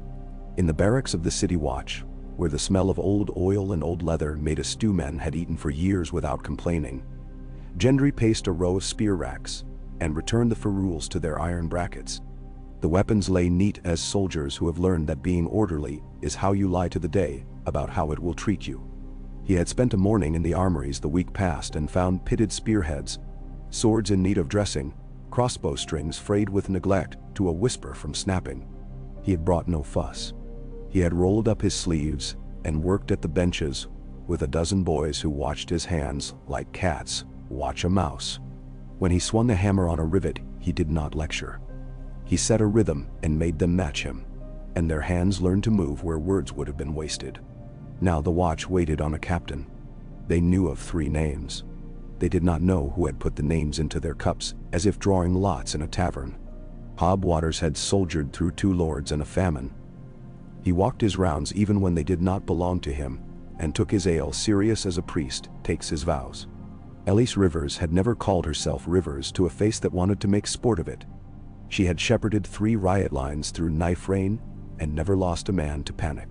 Sir Pate Greenhand was a knight of old service, cautious and loyal to whoever paid him on time, and there were those who loved that sort of loyalty because it could be relied on more than a man's affection. None of the 3 had enemies loud enough to split the watch in 2. Edric Storm stood under a lintel with a strip of sun across his boots, watching men come to place tokens. A token for coin when it was coin that moved you. A token of bread when it was bread. A token of iron when it was iron. The watch had grumbled. We are not men in a guild, they had said. We swear. We do not vote. But Joy had built a bowl, and the bowl had asked to be filled. Hobbs' tokens came in heavy with iron.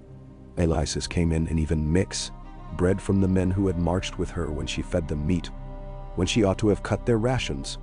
Coin from the wives who had wives who loved her for that meat. Pat's came in with coin alone. Edric counted transparent. Tau. He let men watch him, watch their hands. He will cheat, a man muttered, or wanted to believe he would, so that when he lost a thing he could blame someone grander than himself. Edric did not cheat. He counted, and then he raised his head and said the name of the captain the watch had chosen by symbols they had never thought would mean their voices counted.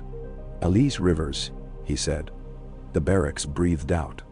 Men nodded as if they had expected it all along, and men scowled, because they had not. But none said no, because a thing done by tokens and hands felt older than a lord's appointment. Ace stepped forward with the square shoulders of a mother who has lifted 2 pails of water, and a child without spilling a drop, and without appearing to strain. She nodded once to Edric as if to a neighbor holding a gate. She turned to her watch and said, First thing, I want you to bring me your worst boots. Boots? A man scoffed. Boots, she repeated. You cannot run in bad ones. You cannot stand in them long enough to think. And you become liars without meaning to because pain makes liars of men who have no other habit. Bring them. The armory will trade. We will carve your names and your sons' names into the heels, so that those who stand where you stand will think of you before they scuff them. Damned or... Gendry's mouth took on one of his sideways smiles. He understood tools. The High Sparrow declared a fast that afternoon.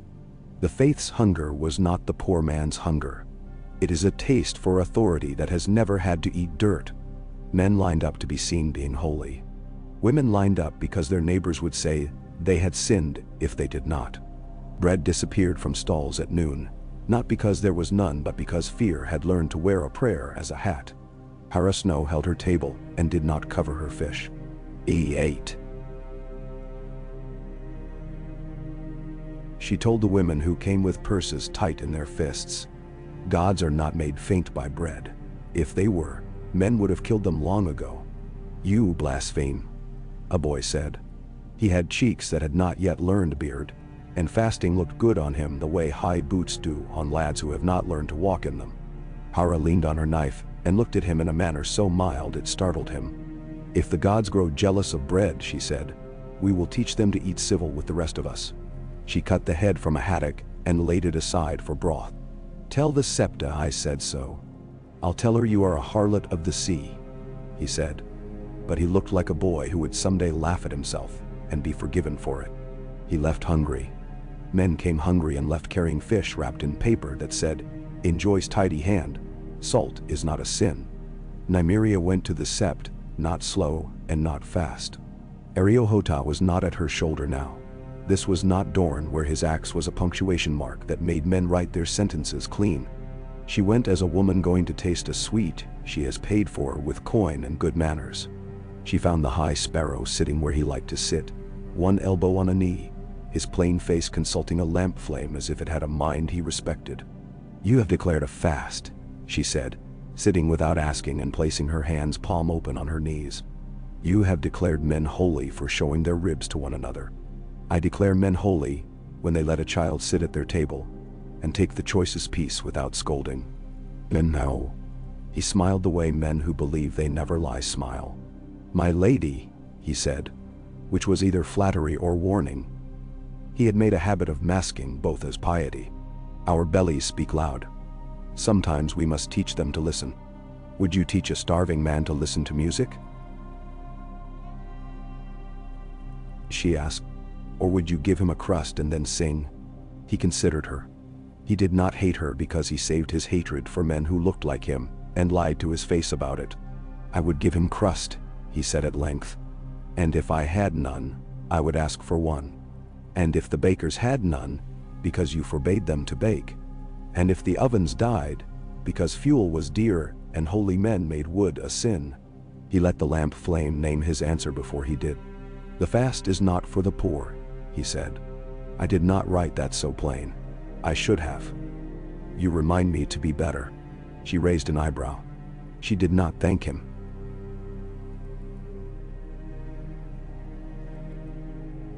She had already paid the price such thanks would extract in patient smiles. Have you punished? She asked. Already? That is the faith's habit. Now, I have reproved, he said, men who sold loaves in the doorways of septs. Let them give half to women with empty hands and sell the other half.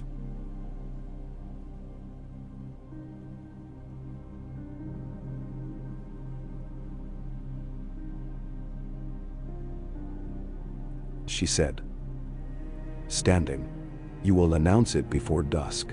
Take credit. She brushed her palm against her skirt as if wiping flour from it. And do not call me my lady when we speak of bread. He looked up. What shall I call you then? A name you have not yet found, she said, and left him in his lamp's company. The fast quieted. Bakers uncovered their benches. Hara sold fish by the pound and not by the prayer. Ace Rivers closed a street where men had begun to chant and sent for broth and benches. Men sitting with warm bowls and sore feet find themselves less inclined to break each other.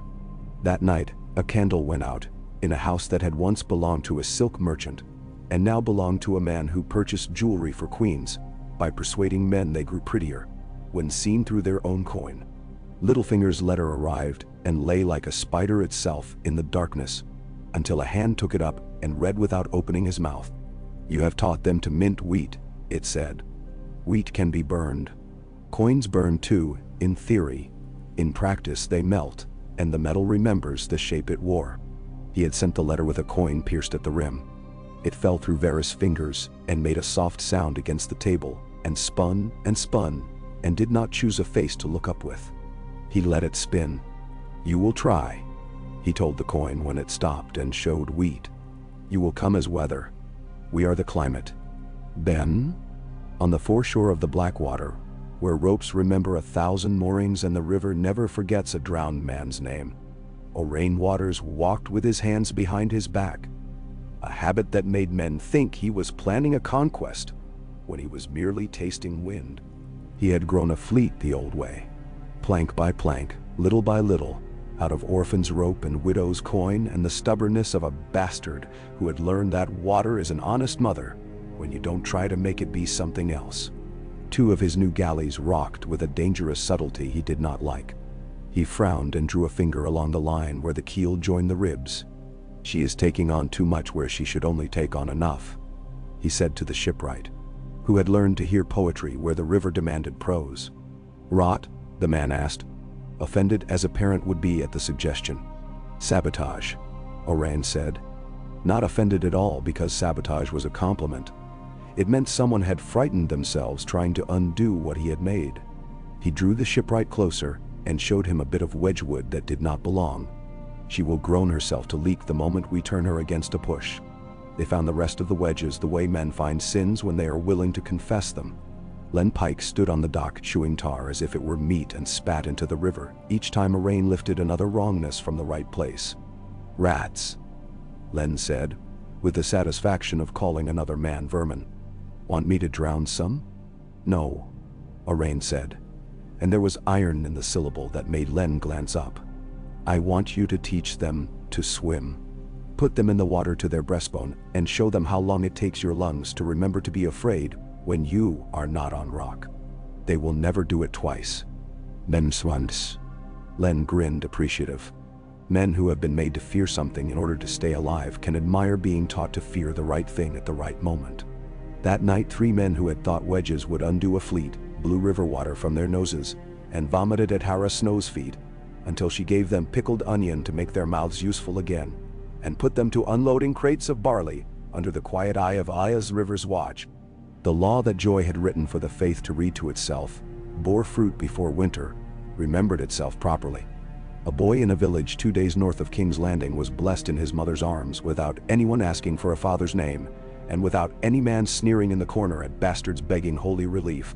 The septa who performed the blessing had cried when she read Joy's little book because she had nursed a child once who had not been hers, and had buried him without being allowed to say his name aloud.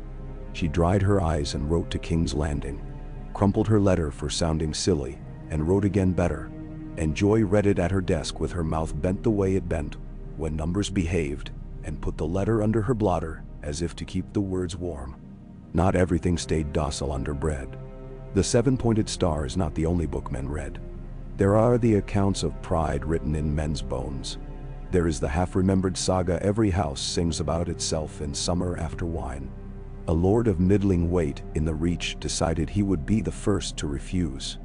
He cut wages to a seamster's hall and called it prudence. He ordered bolts of linen to be measured with a short yard and called it economy. He told a girl who had pricked her finger that her blood had stained his property and required paying for, and called it law. He was not a monster. He was a careful man extracting percentages from a machine he did not believe could feel pain. Nymeria sat with the seamsters in a warm room where a pot of onions had turned sweet in pork fat and a heel of bread soaked quietly by the fire. She had learned to be loved by women who keep rooms like this without letting the love turn to idolatry, which makes fools of both lover and beloved. He calls it prudence to starve the prudent, she said. He calls it economy to make poor those who make his linen straight. He calls the law for a stain a pride too delicate to live. He will ask the city watch to break our tables, a woman said. She had one tooth gold at the side and hands that had never stopped moving thread through cloth. Even as she talked, that's what they do. They break tables. They love the sound. Bendoa. No, Nymeria said very plainly.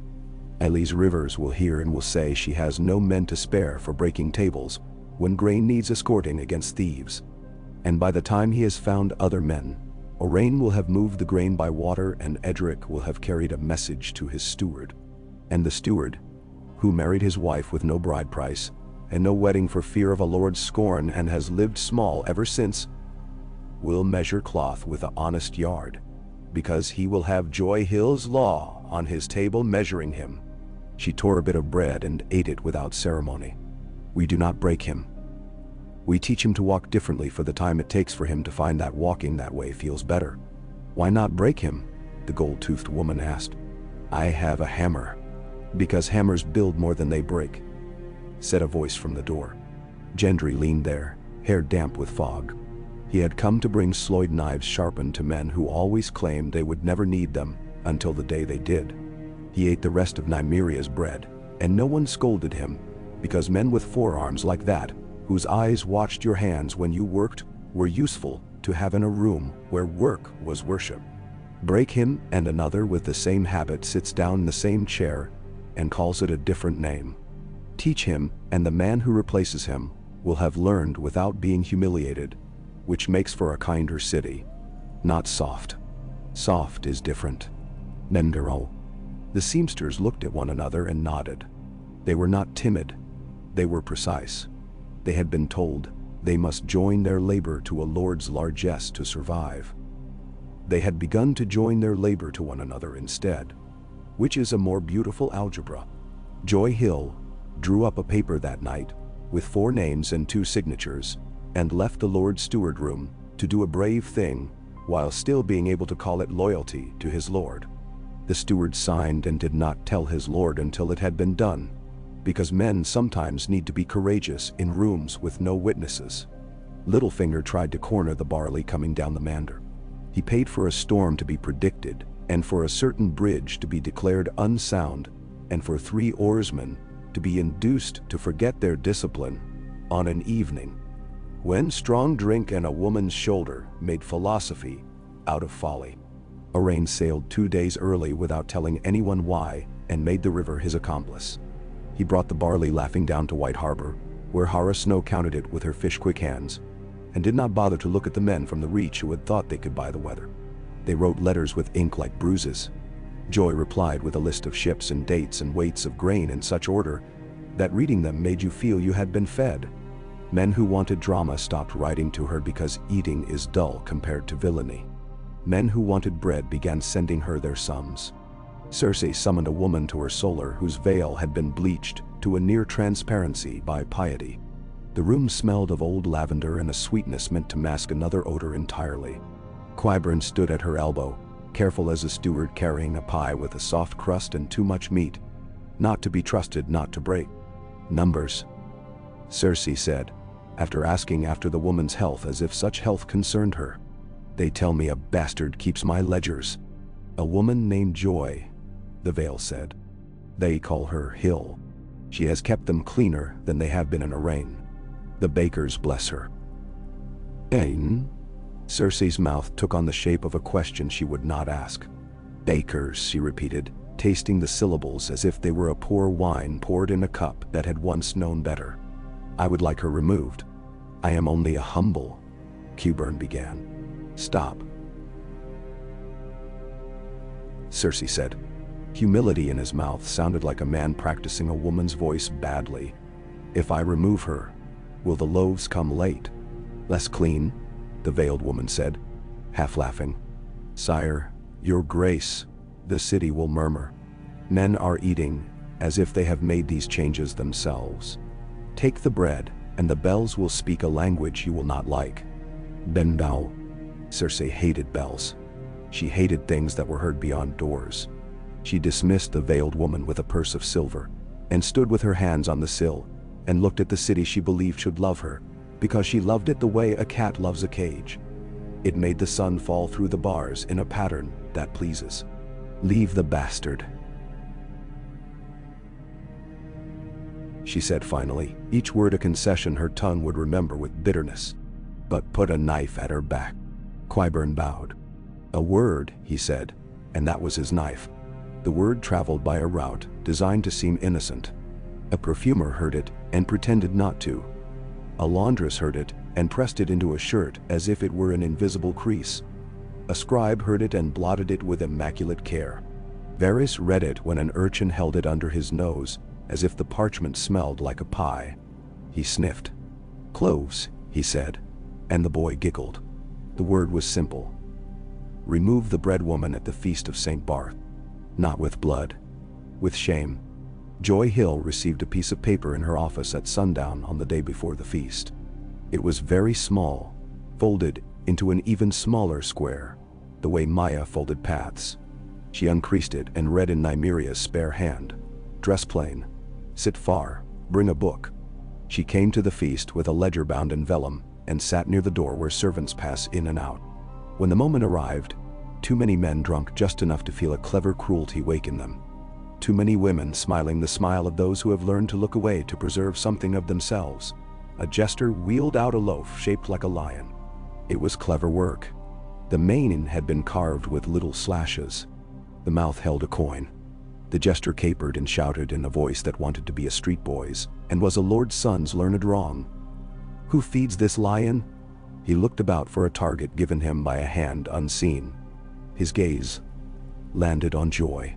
Joy stood before he called her name and lifted her book and said, The men who baked it, the women who sold flour dear to feed their children, the ships that brought the grain, the rope that held the ships, the men who hammered the cleats, the boys who turned the grindstones, the girl who oiled the hinge on the bakery door, the widow who lent coin and asked nothing but bread smell in return.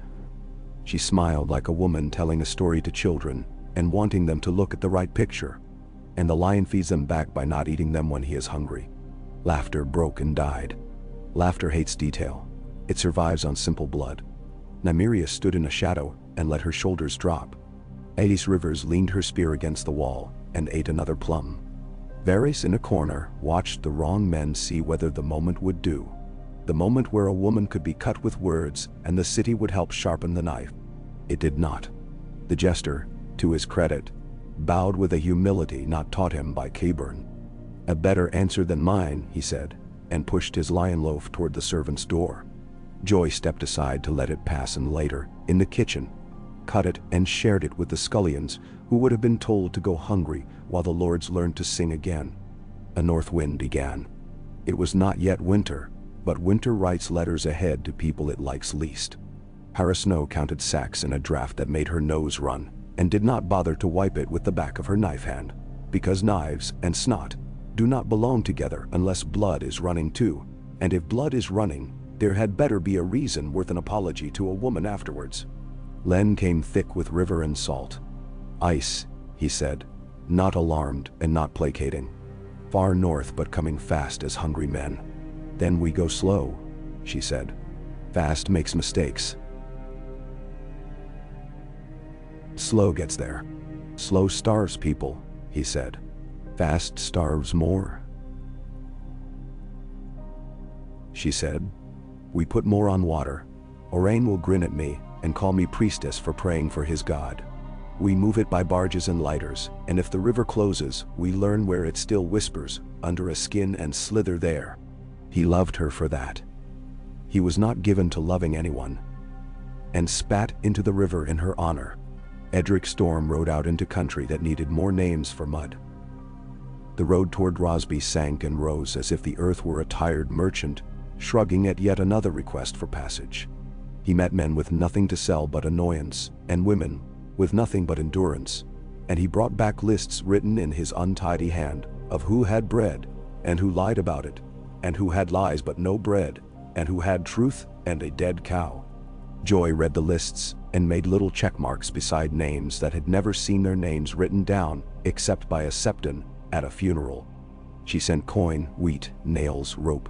She sent nothing to a man who had lied so well he had begun to believe himself innocent of hunger. He wrote an angry letter, and she boiled it to take the size out of the paper, and used it to wrap a fish because men who lie very well deserve to feed someone in the end. Maya Stone took charge of the gates as if they were mules. She did not speak to them gently. She did not curse them. She learned which hinge stuck in damp and which guard sulked when he was scolded before other men, and which boy in a blue cap could be trusted to run a message without eating it by accident. A caravan came from the reach with bales of cloth that wobbled like towers. She stopped it and had the bales untied and showed the teamsters how to bind the center of mass early, not high. You want the weight to be your friend, she told them. You have been making a lover of it, and lovers are treacherous. You have a sharp tongue, girl, a man said, crassly pleased with himself. I have a tongue that learned to count the steps a mule can take before it knows it will fall, she said. If you want to count your steps better, look at my ropes. He did. When the caravan rolled on, slower but confident, Joy lifted her head from a page and watched the ropes go past with a little nod of approval, such as she reserved for columns that balance at last. It is restful to watch skill pass by without having to correct it. In Doran Martell sat with his feet in a heated bath and read a letter from his daughter with the tender malice of a father who has learned to delight in his children's disobedience. Nymeria wrote of bread and golden law with a hand that had grown spare and elegant and less in love with her own cleverness than the first letters she had sent. Ariohota had read it over his shoulder and pretended not to. She does good, Doran said, not to be quoted. She does, Hota agreed. With a woman's tools. Those are the sharpest, Doran said, and set the letter aside and took up another where a lord begged for an alliance and promised to love his daughter better than he loved himself. I will send a cask, he murmured, and a knife to open it. Varys received a letter from the Iron Bank. It did not begin with flattery. It rarely did.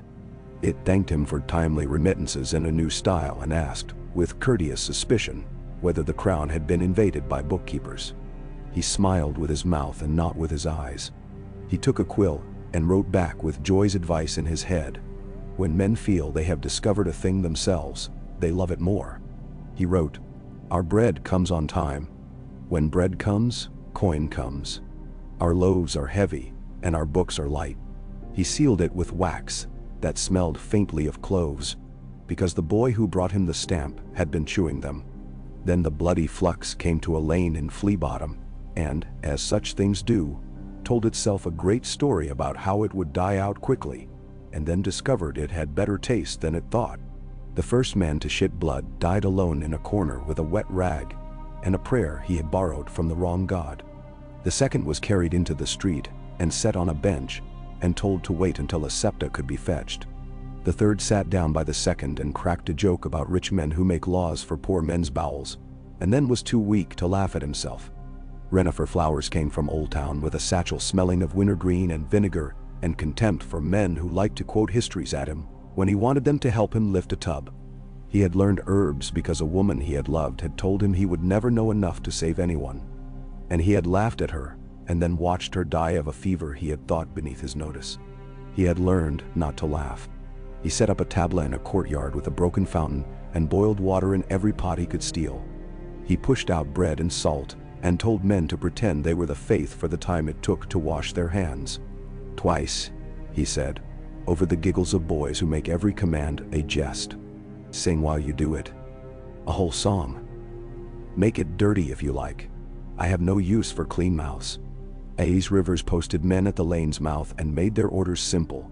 Those who come out will not come back in unless they have already been there.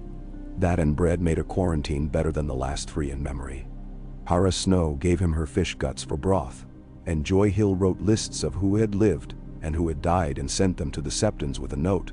Say their names. The High Sparrow did, and renovated a little portion of his soul again. And speaking names in a lane, where night had once kept its promises, made the city think of the faith as something kinder than men, with cudgels to bring you to penance. Varys walked the edge of the lane and did not go in. He had promised himself he would not let the need to be seen brave make him a fool. He looked at Renifer's hands and saw competence. He looked at Joy's lists and saw covenant. He looked at Alice's men and saw restraint. He sent Edric with 3 sacks of limes and a jar of honey because a maester he had paid long ago to teach him the unimportant science of scurvy had told him sugar and acid make certain stinks easier to survive.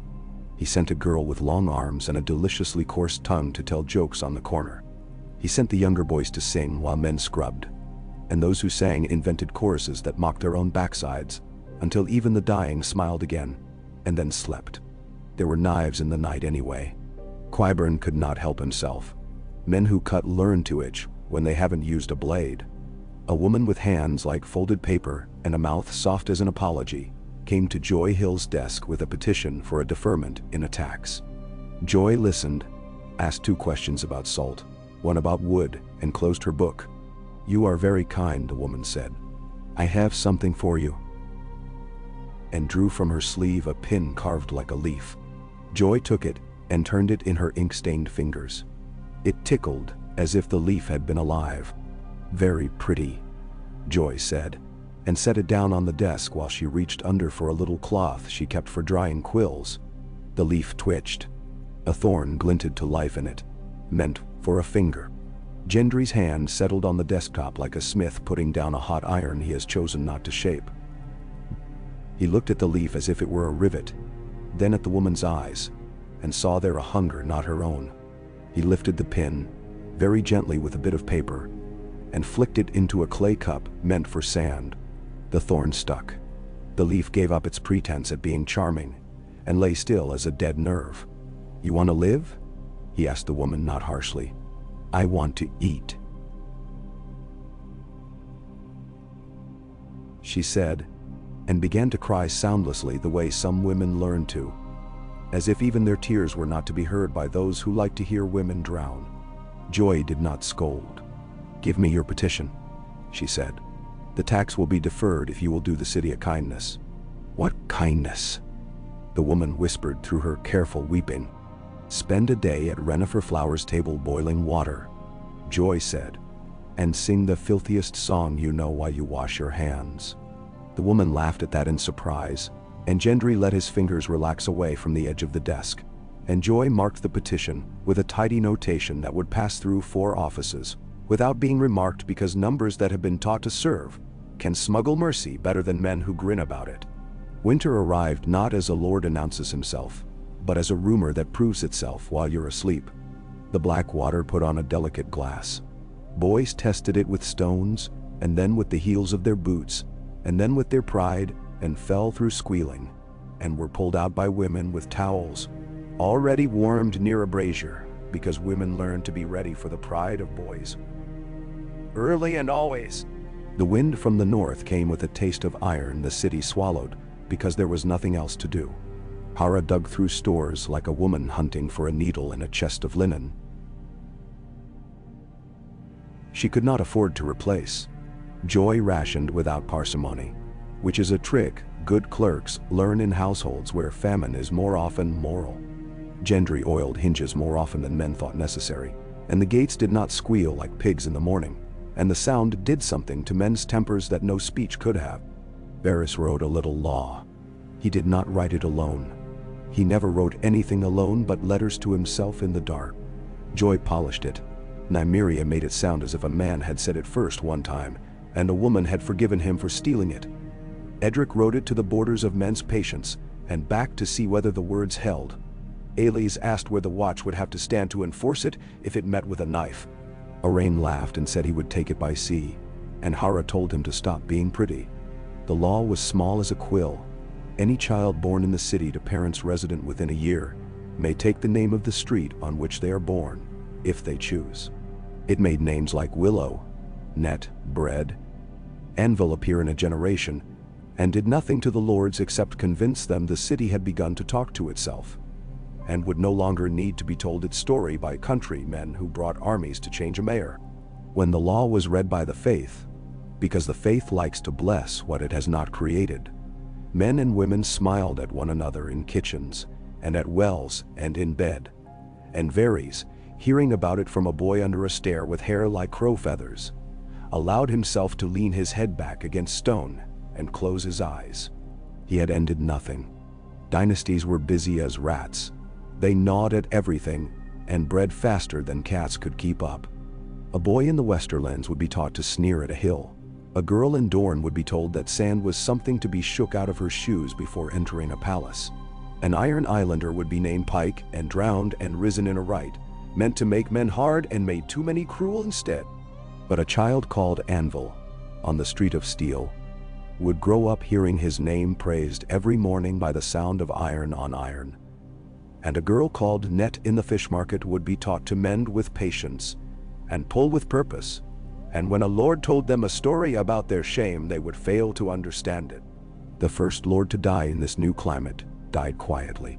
He had been careful with his pulse, and careful with his meat, and careful with his women, and careless with the men he paid to keep his granaries.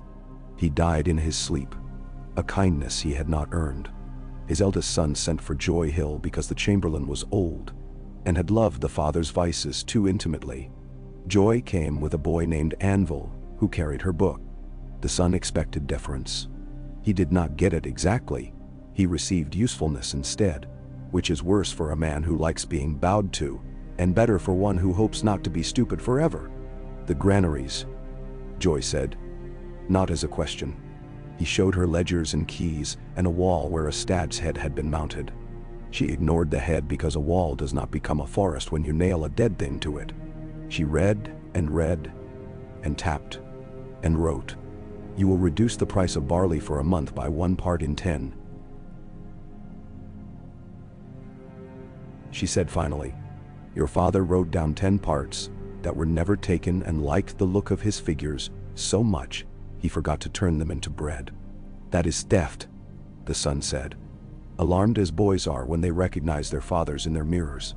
"That is pride," Joy said. "Pride steals more. Pay back that pride. Men will call you just. Let them. I will call you instructed."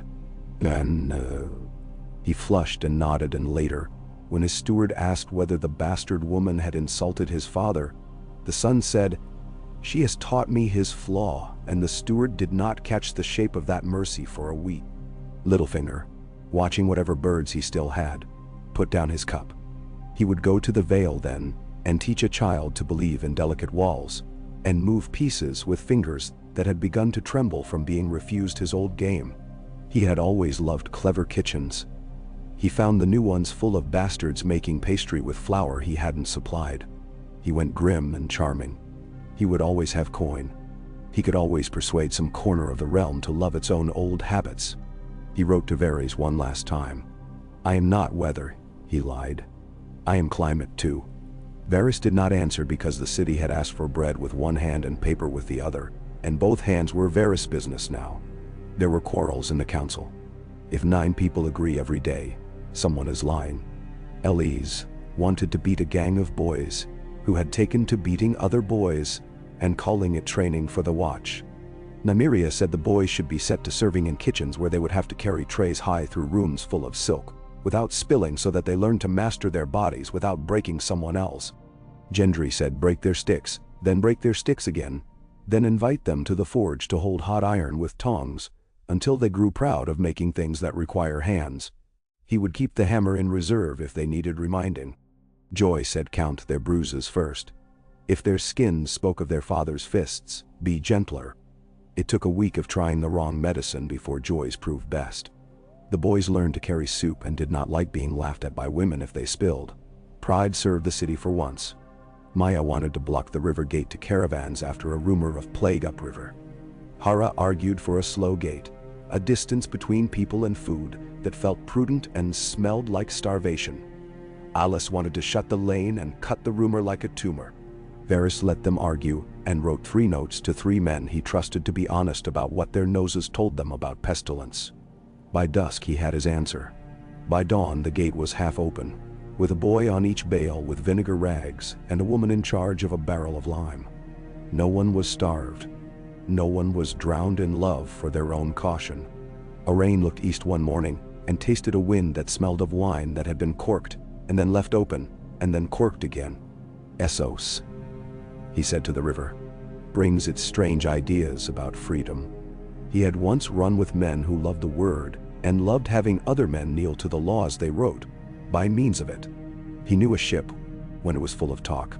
He let 2 ships from lies tie up where the watch could look into their cargo with the friendly insolence of men who know rope better than they know law. He paid a wharf rat with a slice of bread to tell him which names on the manifests hid swords under cloth. He found the swords made poorly, hardened wrong, pretty as a girl scrubbed too hard, and confiscated them with a receipt that would make a lawyer proud. The captains cursed in sing-song. Arain replied in their language, a little, enough to make them swallow their indignation, because a man who understands how you insult him can teach you how not to do it next time. Varys kept his hollow. He kept his book with the names. He tied another loop, not because 9 needed to become 10 for poetry, but because a girl named Willow had stood in a doorway with a baby on her hip, and had told Joy Hill that if bread comes, and he is not made to be ashamed for eating it, then I will come with the other women when you ask me to count. Joy told Varys, and Varys went to his brick and removed it, and put the name into the vellum where other names had wrinkled the page with their persistence. He did not proclaim the end of dynasties. Men who proclaim things cost the realm health. He watched instead the shape of rooms change. Chairs moved closer to kitchen doors.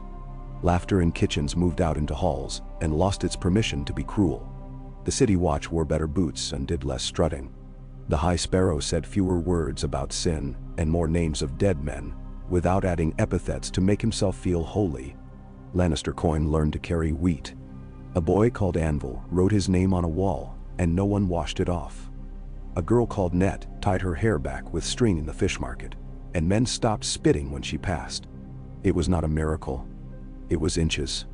When the raven came from the wall carrying a letter with cold in the fibers, Varys took it with an old tenderness he saved for the north, because it had saved him nothing, and still insisted on being honest.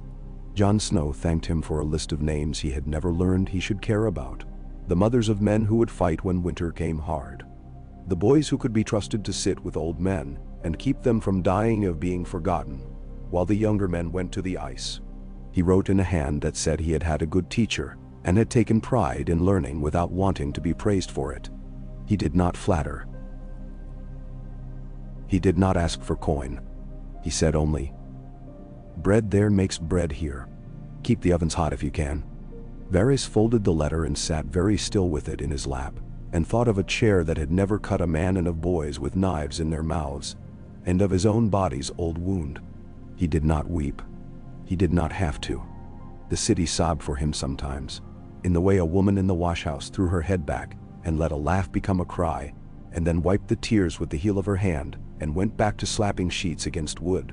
The realm marked a year's turn. No trumpets called it. A boy scratched a mark on a doorpost and grew taller. A woman counted a new line by her mouth and decided it made her look like her mother. Joy added a column and balanced it with another that had been waiting for exactly that name. Hara sat with her back against a barrel and slept without folding her arms, which she had avoided all her life. A small trust. Maya rubbed a mule's forehead because she missed the high path sometimes, and because the city's gates had finally learned she would not flatter them. Elise Rivers had her boots resoled and spat on the corner before she stepped out, the way a woman does when she loves a street and trusts it like a man she has forgiven and will forgive again. Orain kissed the mast of a ship because he had prayed to it. Stupid as that was, and it had not broken under him. Len learned to write the K in his name without making it look like a fishbone. Nymeria let a lord touch her wrist and then moved his hand to a page and said, "Read instead," and watched him blush as from a more tender shame. Edric Storm, riding, saw a child running with a crust and did not fear for the child as he once would have. He called the child handsome, and the child called him Sir, without irony, and Edric smiled at the demotion. In the dragon pit, where stone drank words and released them much later as wisdom or rumor, Varys laid the tin bowl on the table and did not ask for blood. They had given enough. He placed bread in it instead, 9 slices cut thick, the crusts dark, the crumbs still warm. He poured a measure of small beer. He set a little pile of salt. They ate with fingers and said little. The chair they had built did not sit in that room. It was in kitchens they had repaired, and offices they had rescued from men who used them to make themselves feel handsome in the mirror. They had given the city the habit of asking who made a thing before asking who owned it. It is a slow habit. It is a sure one. What next? Joy asked, the same question she always asked when a thing felt briefly done. Next, Varys said. We go lower. We build a school that the guilds will run and not the lords, for those who cannot yet sign their names. We teach the city watch to read ledgers. We ask the Iron Bank to fund widows' loans for ovens.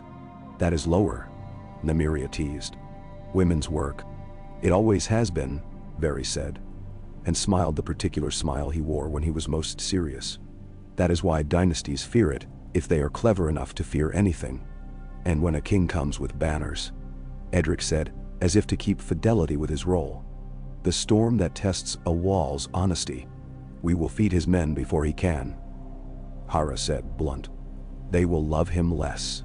We will show the queens the books, Joy said. They will not thank us, but they will be grateful in private, and private gratitude has begun wars and ended them. We will take their ships' wind from them, Orain said, and let them puzzle at boats that do not move as fast as mouths. We will show them gates that open slow, Maya added, and close wrong for horses and right for men with children. We will replace their knives with pins, Gendry said, flicking an imaginary rivet as if to make it seat. Pins hold more together. And if they send ghosts? Nymeria asked, thinking of sorcerers and shadows. Not because the faith allows it, but because the world does.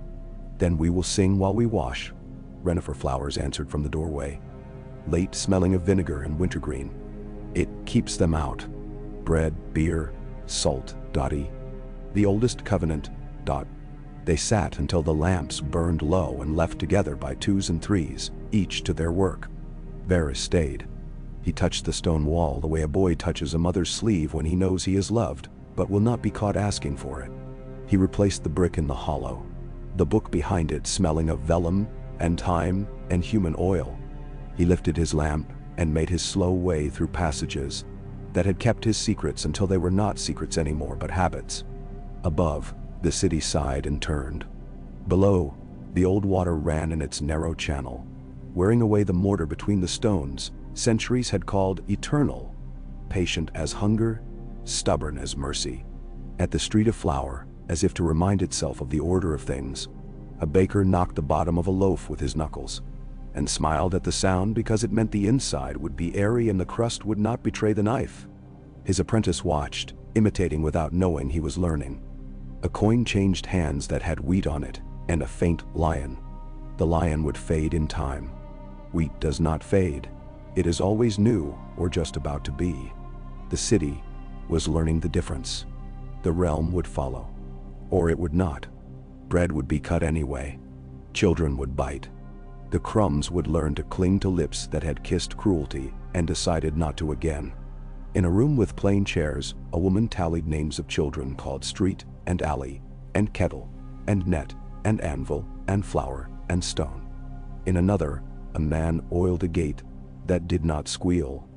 In another, a woman pressed a hand to a dying man's brow, and told him his name and the names of those who had loved him, and he died as if he had been given permission to leave.